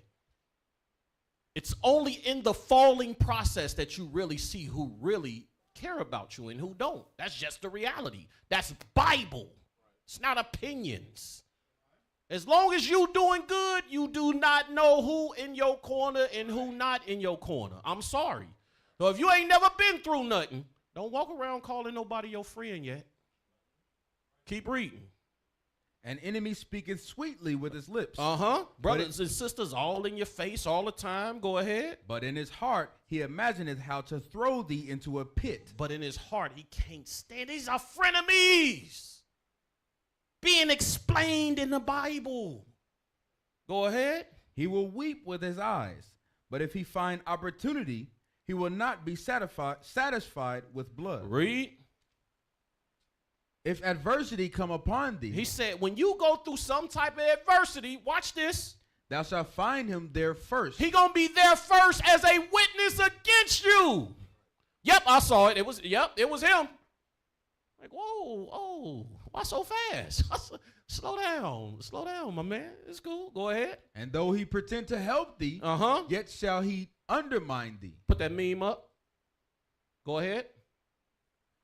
He will shake his head and clap his hands and whisper much and change his countenance. People will pretend like they there to help. See, these are frenemies. World we live in. Don't think because you in here and we got on fringes. Like, listen, we reading all of this out the Bible. We knew we was Israelites inside the book. It's today we just discovered we was Israelites. We had the commandments. We had the do's and don'ts of God. But we behaved ourselves evil towards one another. These are frenemies. Sirach 27 and 22.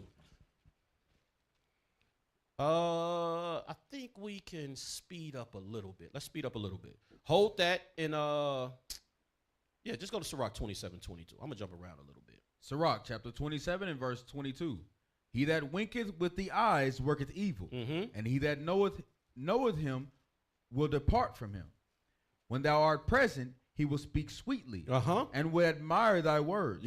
But at the last, he will writhe his mouth and slander thy sayings. So when you saying it, he cool. And as soon as you leave, he going to twist your words up.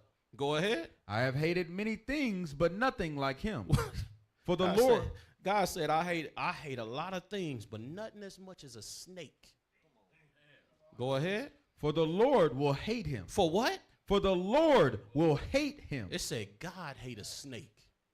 God hate an envious man, an envious woman. Can't stand it. See, we think that the commandment says don't eat shrimp, pork, crab, and lobster. But what about the internal things that you got to deal with? What about that lust, that envy, that covetousness?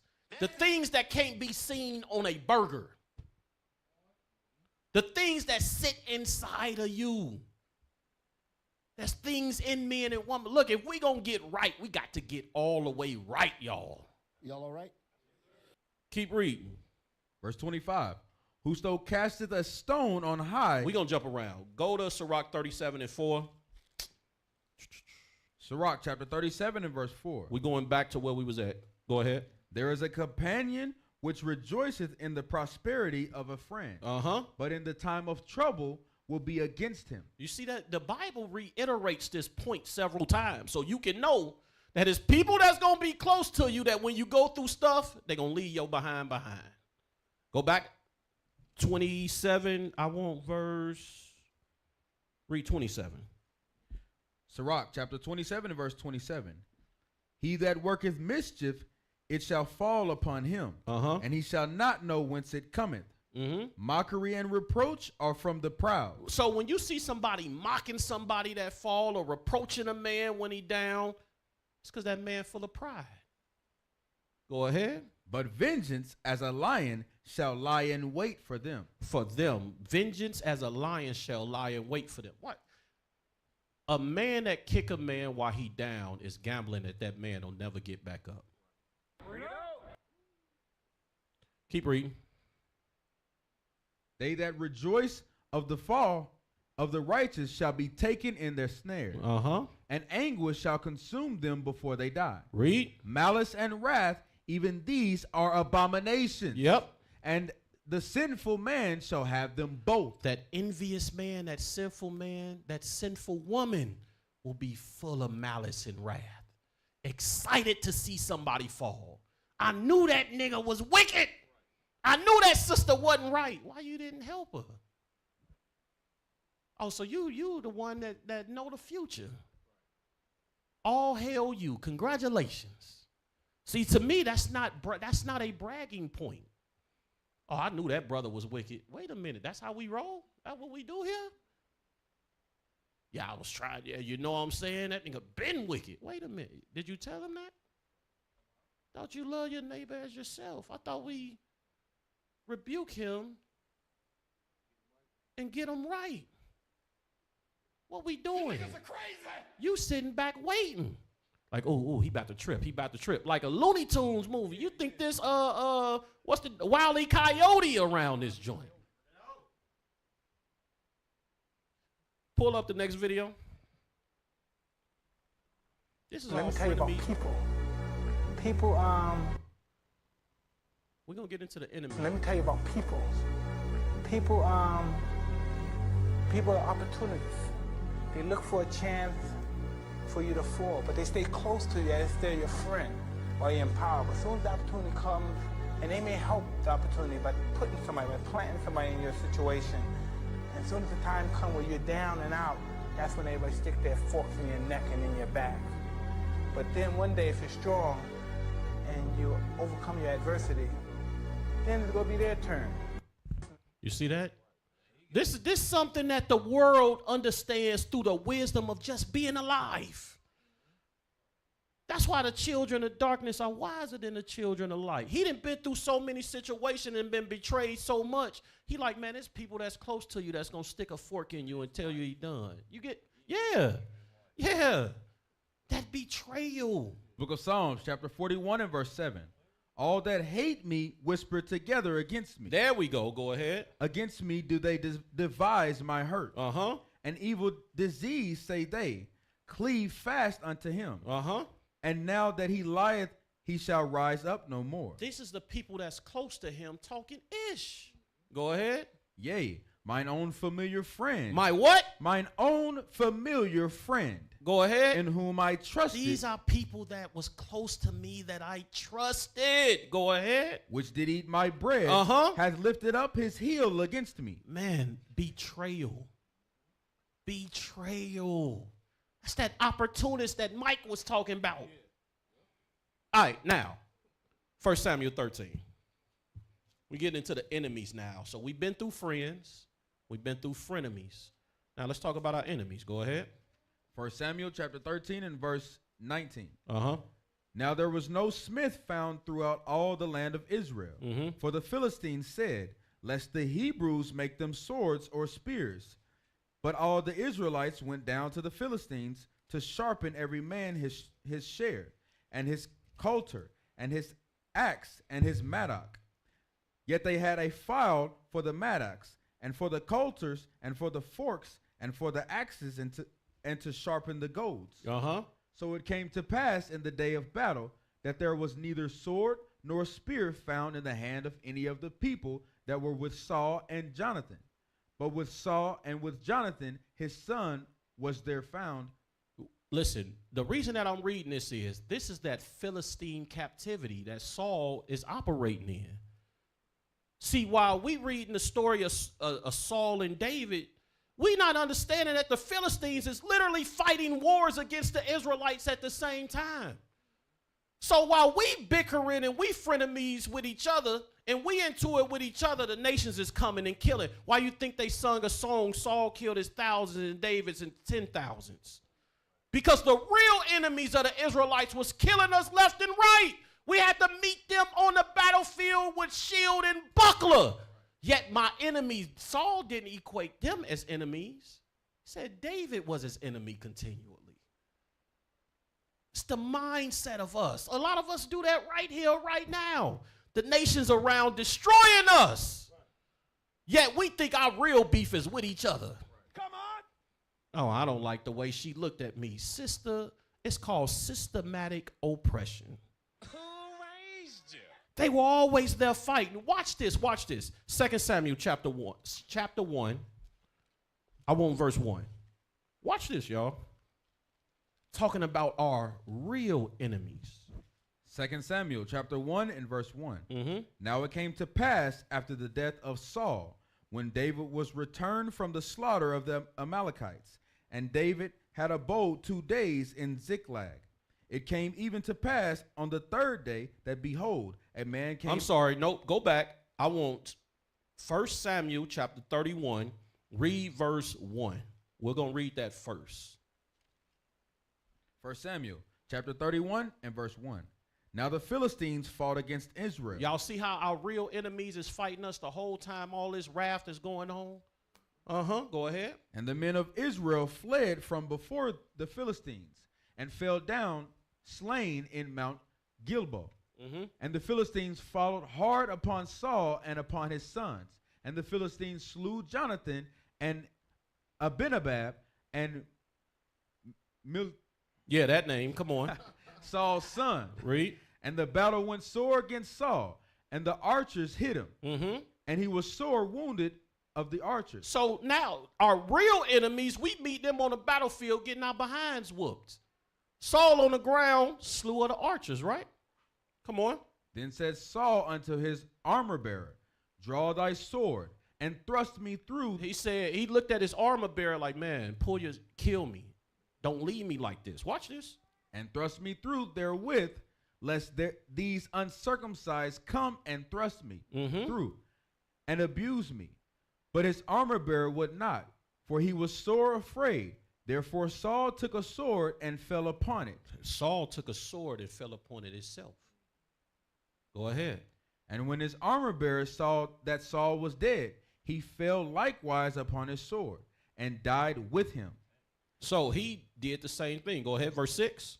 So Saul died, and his 3 sons, and his armor bearer, and all his men that same day together. So that's the end of this man's life and his sons.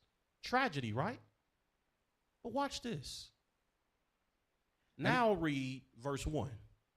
2 Samuel 1 2 and Samuel 1. chapter 1 and verse 1. Now it came to pass after the death of Saul, when David was returned from the slaughter of the Amalekites, and David had abode 2 days in Ziklag. It came even to pass on the 3rd day that, behold, a man came out of the camp from Saul with his clothes rent and earth upon his head.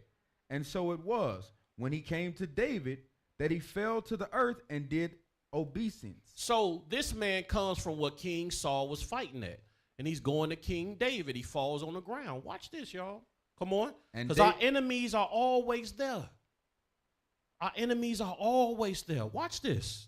And David said unto him, from whence comest thou? He said, where you coming from? Go ahead. And he said unto him, out of the camp of Israel am I escaped. He said, I escaped out of the camp of Israel. Go ahead. And David said unto him, how went the matter? He said, how did the battle go over there?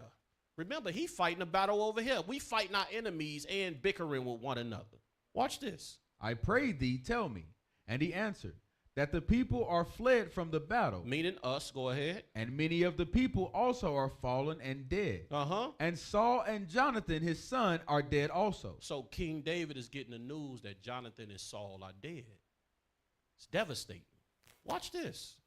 And David said unto the young man that told him, how knowest thou that Saul and Jonathan, his son, be dead? I said, how you know they dead? Watch the story that this guy gives. Come on. And the young man that told him said, as I happened by chance upon Mount Gilboa, behold, Saul leaned upon his spear. So we just read that in the last chapter, didn't we? That Saul fell upon his spear and died, right? Yeah. Nah, there's more to the story. Watch this. And lo, the chariots and horsemen followed hard after him.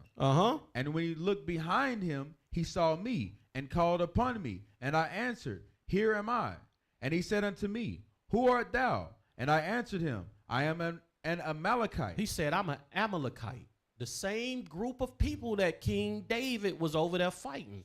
The so-called Jewish man. He said, I'm an Amalekite. King Saul asked him, who are you? He said, I'm an Amalekite. Watch this. Go ahead. He said unto me again, stand, I pray thee, upon me, and slay me. For anguish is come upon me, because my life is yet whole in me. So he didn't die from falling on the spear himself. Come on. So I stood upon him and slew him. So he did what? So I stood upon him and slew him. He telling King David, I found him alive. He asked me to kill him, so I killed him. See, while we bickering with each other, our enemies can't wait to get this opportunity. Watch this. Come on. Because I was sure that he could not live after that he was fallen. He said, yeah, I was doing him a favor. Go ahead. And I took the crown that was upon his head and the bracelet that was on his arm, and have brought them hither unto my Lord. Then David took hold on his clothes and rent them, and likewise all the men that were with him. And they mourned and wept and fasted until even, for Saul and for Jonathan his son. Jump down, verse 13. Verse 13. And David said unto the young man that told him, Whence art thou? And he answered, I am the son of a stranger and an Amalekite. Read. And David said unto him. Listen to what King David asked him.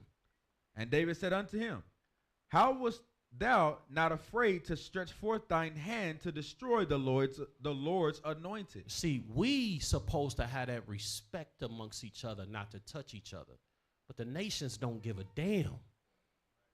While we in here bickering and infighting, she don't like me, he don't like me, we don't get along, we don't need no camaraderie, we don't need to come together. The nations is full force destroying us as a people. King David had to ask him, like, how was you not afraid to kill the Lord's anointed? You just did it with autonomy? See, these are our real enemies, not me and you. We ain't enemies. We frenemies. And that's only because you want to be that. Not because of me. Nehemiah chapter 5 and verse 9. Same thing, scribes, Pharisees, and Sadducees, right? Fighting against Christ. Crucify him, crucify him. Man, when they sacked Rome in 70 AD, they didn't give a damn who was a scribe or a Pharisee or a Sadducee or a zealot. They said, race it, even to the foundation thereof. When you read the books, it says that it looked like a river of blood flowing out of Jerusalem. Meanwhile, we fighting, talking about, yeah, this is what the Holy Ghost is, and we bickering with each other, and y'all following Christ, and you got to keep the law of Moses, and Rome sitting back like, when I get in there, I'm killing all of them. Give a damn what they arguing about. See, we can be frenemies, but our real enemies is perfect at destroying us as the Israelites.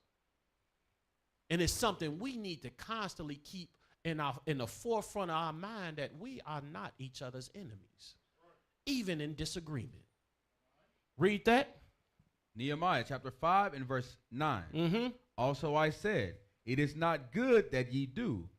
Ought ye not to walk in the fear of our God? Because of the reproach of the heathen, our enemies? Those are our enemies. Psalms 83 and verse 1. We have been called to a mighty calling to lead the 12 tribes of Israel back to fruition. We don't have time to be fighting with each other. Me and you fighting each other is a distraction from the mission that the Lord set forth for us to do. Come on. You sisters supposed to be daughters of Sarah, guiding examples to help save Sarah's daughters. That's right. Not to be in here competing about who make the best unleavened bread. You think too small.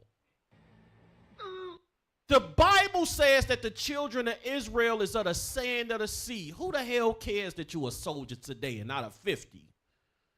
You supposed to be a 5 million. Right. But your envy and your bitterness and your hatred, you can't see that. You're not willing to wait on your ministry, so you make enemies in here and let the enemy out there continue to destroy your people.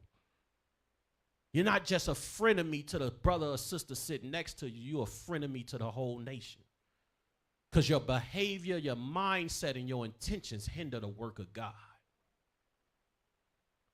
Psalms 83 and 1. Book of Psalms, chapter 83 and verse 1. Keep not thou silence, O God. Hold not thy peace, and be not still, O God. For lo, thine enemies make a tumult. The nations are making a tumult. Go ahead. And they that hate thee have lifted up the head. They have taken crafty counsel against thy people. You know that crafty counsel? That's systematic oppression. See, you could get mad at a sister because she baked the bread and you don't get to bake the bread, or whatever you want to collude or say that is. But you're not mad at them when you have to fill out a job application and they say your race don't matter, but they put it on the application. Oh, ain't no fight there. When they tell you move left and go right, up, down, if you want this paycheck at the end of the week, sisters, you don't fight with them.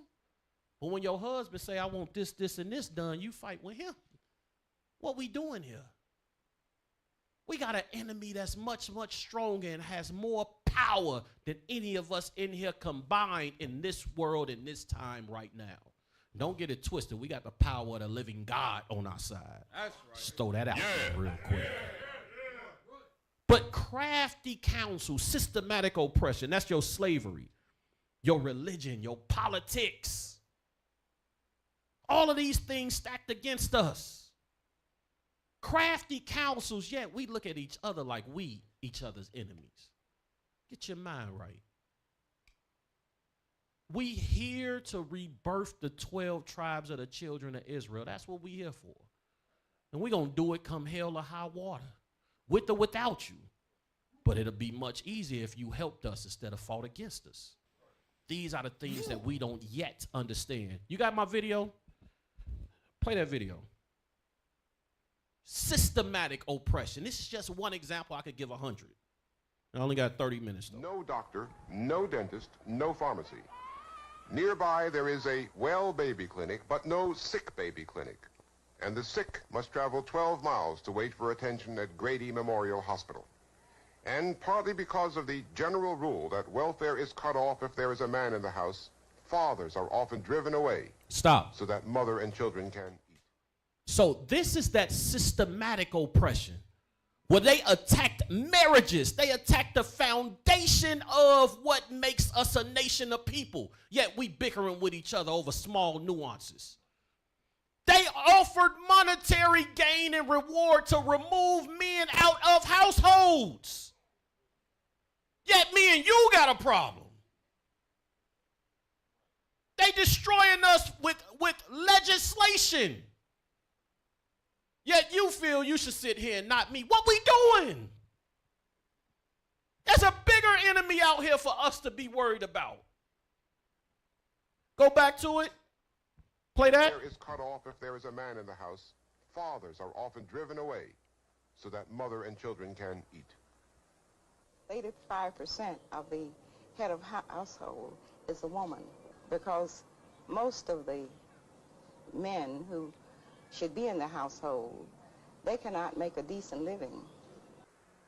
The man in the house rule was written to prevent welfare cheating, to make sure that aid to families with dependent children would go only to families headed by mothers.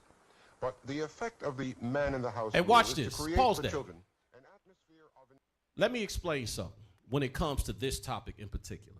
If the family can't eat with the man there and it was really about helping, wouldn't you just feed the family while you're there? Okay. But see, that's not crafty. It's crafty to say, I'll feed you, but listen, all of their morals, your backbone, the discipline, all of that, remove all of that out of the house, and then I'll make sure you can eat tonight. Yeah, go ahead. The majority of those that were on welfare were white women, and they had their husbands with them. There was only the stipulation of black families, Hispanic families, where the husband had to go. That's it. What the hell is this? Do y'all understand? As a matter of fact, I'll go further than that since we on the topic. Welfare was created during the Great Depression when whites could not eat. That's when that system was created where the government stepped in and gave subsidies to families to get them through the Great Depression. Hence World War II hit. Is it World War I or World? I believe it's World War II hits, and it creates industry again, and the men go to war and fight, and the women go into factories, and it bolstered the economy of the United States. And welfare has carried on ever since then. Don't think for a second welfare started with them trying to give something to black people. No. They were having soup kitchens and lines of people to get bread and soup. And said, we can't allow this country to get like this again. We need a government subsidy to give to people that don't make enough money to take care of themselves. Just a little history. Go back to the, what's the name? By mothers. But the effect of the man in the house rule is to create for children an atmosphere of investigation and surveillance. And thus, the welfare system in its operation turns out to be a system to make life harder for children. The welfare system helps the disintegration of the American family. It offers money. Stop. To It's not the families. disintegration of the American family. It's the disintegration of the Israelite family. Make no mistake about it. Come on. The welfare system helps the disintegration of the American family. It offers money to families if the fathers will leave them and stay away, in that sense undoing the very stability of the family and taking away one of the two parents that children, of course, need. And what I have seen, I'm afraid to say, all over the country is that the legal system works against the best kind of home for these children. We don't encourage parents to be at home with the children. We don't encourage mothers to feel that they can find their destiny as mothers. We take away, in many of the most vulnerable homes, fathers from those homes. We herd foster children together in institutions rather than trying to find decent homes for them. We don't tap the resources we have in communities and with respect to older people so that they can help out vulnerable homes. We don't sanction and encourage and support in every way, morally, psychologically, and Are financially. y'all listening to this? This is what enemies do. This is what enemies do, not complain about who baking bread. I'm trying to get y'all to see this. You got real enemies out here that have systematically destroyed. This is the welfare system. Prior to that, you had Willie Lynch. Said put the man down and the woman up because the woman made good economics. The systematic destroying of families is done by enemies, not the ish talking amongst brothers.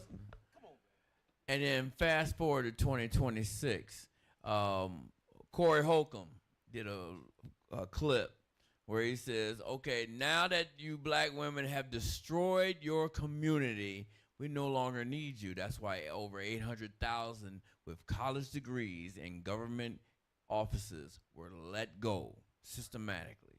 You've destroyed your community. We no longer need you. Thank you very much. And those are the things when you're a frenemy to your own people. And we have to digest where we play a part in these things. So you can look at this class, right?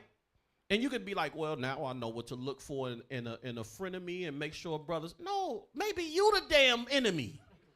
I'm just like, when you look at the class, look and say, damn, I do got some of these traits. Man, I need to fix that within myself. I really don't like such and such from something that happened 3 years ago. Why is that in me, Lord? We be looking at classes the wrong way. Like we look at the class from the righteous standpoint. Oh, I'm David. She Saul. The hell is this? I've never done it. No, you Saul. That's what I'm trying to tell you, Saul. You don't find that That's you. You rejoice when men fall. That's you. You got to get that out your spirit. That's what I'm trying to say. You not David. 9 times out of 10, ain't no Davids in here. We all got that little something in us. That'd be like, man, I want my lick back, G. Damn. If you can admit it, you can change it. All right, I got to fast forward. I only got 20 minutes. Y'all all right? All right, 1 John. I can't go through all this. Give me Galatians 4, Galatians 2 and 4. I need to hit betrayal really quickly. We're going to jump through these. Galatians chapter 2 and verse 4. Mm-hmm.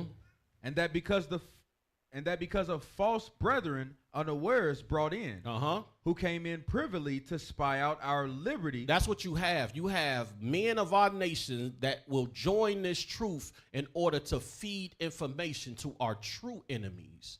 They false brethren crept in unawares. Ones that will betray you flat out for the other nations. Go ahead. Who came in privily to spy out our liberty, which we have in Christ Jesus. Uh-huh. That they might bring us into bondage. That they might, Jude chapter 1 and verse 4. We're going to jump through these. The book of Jude, verse 4. For there are certain men crept in unawares, who were before of old ordained to this condemnation. They were ordained to be an enemy to us. Go ahead. Ungodly men, turning the grace of our God into lasciviousness. Titus chapter 1 and verse 4. I'm going to give you guys a quick example. Titus 1 and 4. Titus chapter 1 and verse 4. Men that was close to men, and men reverenced them and took care of them, and they abandoned them. Watch this. Titus 1 and 4. Titus chapter 1 and verse 4. To Titus, mine own son. What did Paul call Titus? Mine own son. Meaning he sat under Paul. Paul taught him. He dealt with him. He learned with him. He called Titus his son. Hold that, or you can drop that. Go to 2 Timothy 4 and 10. 2 Timothy chapter 4 and verse 10. For Demas hath forsaken me, having loved this present world. Having what? Having loved this present world. Go ahead. And is departed into Thessalonica. Crescens to Galatia. Titus unto Dalmatia. Who? Titus unto Dalmatia. Paul kept Titus under him, and Titus still left him. Abandoned him. Whole book of Titus in the Bible. Yeah, he left.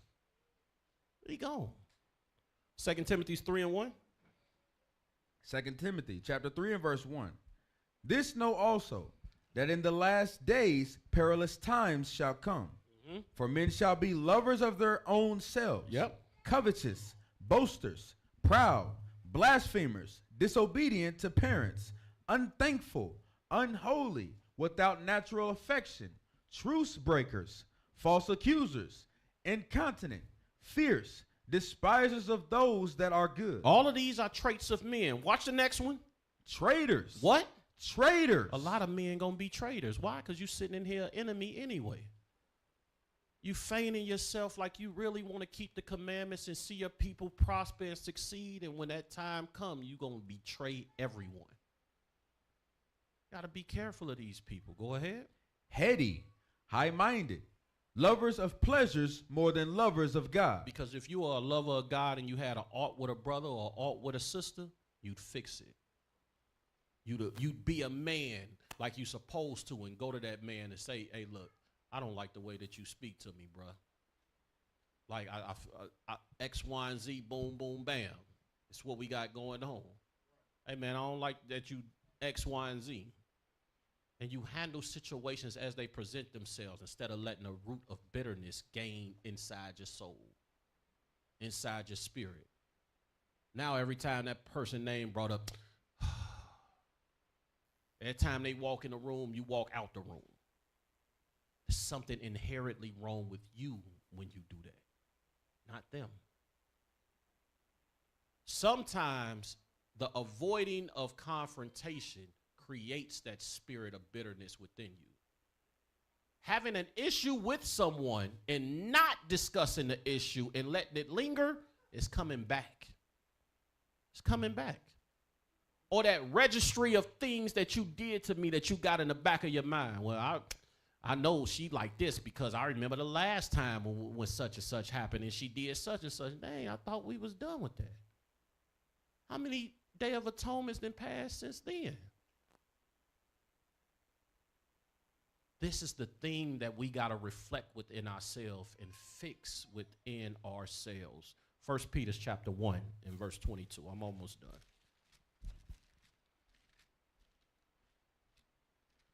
1 Peter chapter 1 and verse 22. Seeing ye have purified your souls in obeying the truth through the Spirit unto unfeigned love of the brethren. Unto what? Unto unfeigned love of the brethren. IT, can you find that for me? Unfeigned love. I want to know what it means. Can we get like a definition or something? Find me something good, bro. Put them on the spot, y'all. Zuriel, help me out, bro.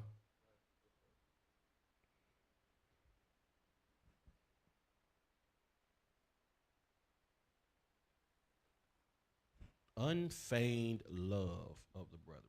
Yeah. All right, go ahead, read that. I hope it's good. You can read that fast? Okay, cool. All praises. You the man for the job. Go ahead, read that. Unfeigned love is genuine, sincere, and authentic love, free from pretense, hypocrisy, or hidden motives. Or what? Or hidden motives. Frenemies. An opportunist that's staying close to a person just so they can get something out of them that benefits them only. When the Bible say that we should have unfeigned love, it should have genuineness to it. Keep reading. Meaning it's real, not just an act. Like Friday, right? When Miss Parker said, hey, call me, she's like, okay. You know she wasn't calling Miss Parker. She wasn't going to get a phone call. But we can't be like that amongst each other in here. Watch this. It comes from a pure heart. It's demonstrated through actions. You know what? You all right. You all right. Shout out to IT, y'all. IT got it right. Go ahead. It's demonstrated through actions and involves a deep, loyal commitment to others, often used in religious context to describe a pure, God-like love. To love each other in a godly way. Now go back and read it again. 1 Peter chapter 1, verse 22. What, I'm missing something? Don't let me miss it, officer. Go back. Go back. All right, cool. Read that. Key characteristics. Just the bold ones. Genuine and sincere. Uh-huh. Undisguised. Uh-huh. Action-oriented. From the heart. Loyal and steadfast. It says not fake, counterfeit, or put on. Some of y'all be phony. Some of y'all be, and you know you be phony. And you are at the point in your walk where you okay being phony. At some point, the bitterness and the disdain has really touched your soul. Yeah. Oh, they getting it. Yeah, they getting it now. All right. Cool. Romans chapter 12. Couple more scriptures. We done, y'all. Verse 9. The book of Romans, chapter 12 and verse 9. Give me dissemination definition. Go ahead. Let love be without dissimulation. Let love be without what? Dissimulation. Watch this. Let's get the definition of dissimulations.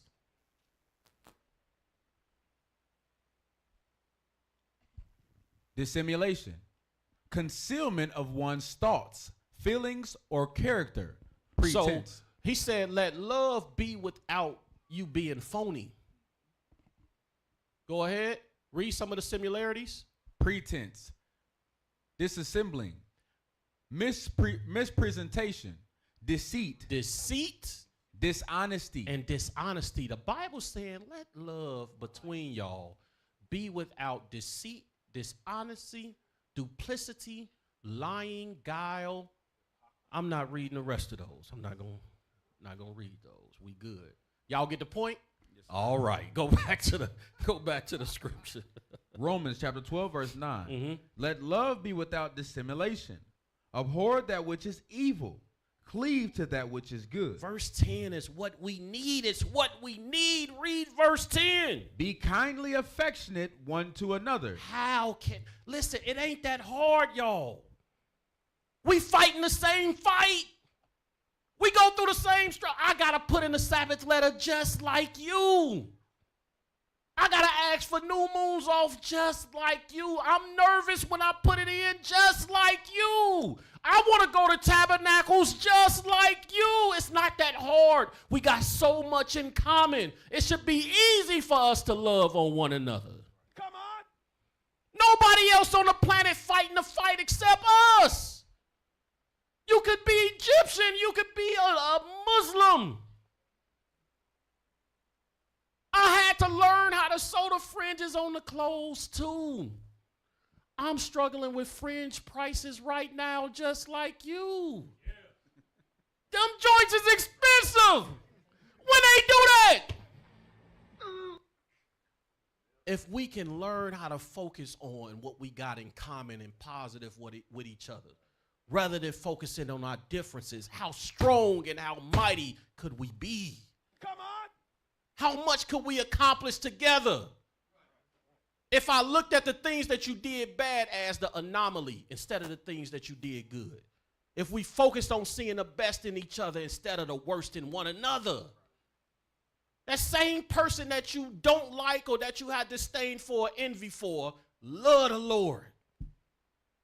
They probably do 100 times more good things than the one bad thing that you've been focused on for the last 2 years. But because it touched you a certain way and something inside of you that's already bad, 1 + 1 = 2, and now you are enemy to them. Read it again. Romans chapter 12, verse 9. Let's 10. love, verse 10.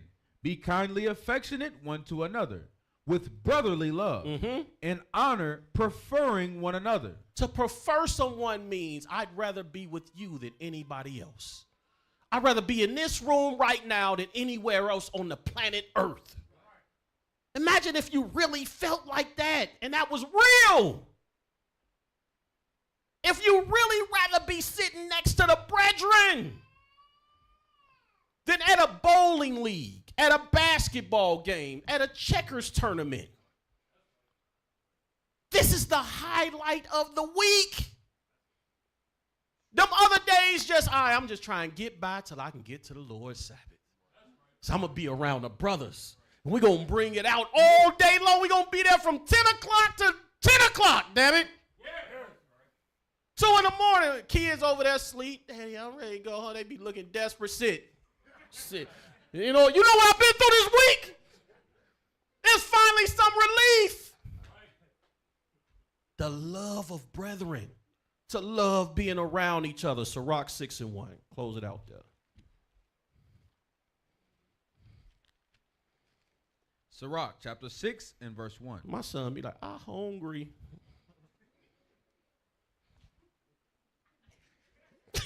I know you ate. I saw your mama pack all that food, boy. Go lay down on the chair. Go lay down on the chair. Go ahead. Watch this, y'all. Instead of a friend. Instead of a friend to everyone, because guess what? We all can't be friends, y'all. We all can't have that strong, effectual bond with everybody. It's too many of us. It would diminish the word friend if we was all just friends with each other. It would kill the separation between those that you're closest with and those that you see in passing. But the Bible says instead of a friend, go ahead. Become not an enemy. How about we just learn how to love and be cordial with each other? Just because we not best friends and around each other all the time don't mean we got to hate each other. The Bible says instead of a friend, instead of doing all of the proving and all of the hard work and all of the going through trials with every single person, how about you just not develop hatred for them? How about y'all see each other on a common ground where y'all can get the work of the Lord done, but y'all not spending the night at each other's house? Our kids don't have to play with each other for us to do the work of the Lord instead of a friend. Don't just focus on not being people's enemies and you're going to be okay. Let's go. Go ahead. For thereby thou shalt inherit an ill name. You'll get the name of a frenemy by being people enemies. Go ahead. Shame and reproach. Even so shall a sinner that hath a double tongue. Hey, y'all, I pray that this class was edifying. With that, say shalom. Across the earth, the prophets move. From city streets to distant lands, the message is the same. Israel must rise. Through every quest, every journey, the truth spreads. No border can contain it. No distance can silence it. Our nation lives in every moment. In joy, we celebrate marriages. In sorrow, we honor our dead. On the Sabbath, we gather as one. Families rejoicing together, bound by the commandments of God. Yet are we tried. From the stones in Kenya to the hatred in Montana, we endure as a soldier of the Lord. And still, the mission expands. On the airwaves, on the screens, in every nation under heaven, Israel's voice is heard. We build our communities. We raise our children in royalty. restore what was broken. We clean what was defiled. We show the world who we are.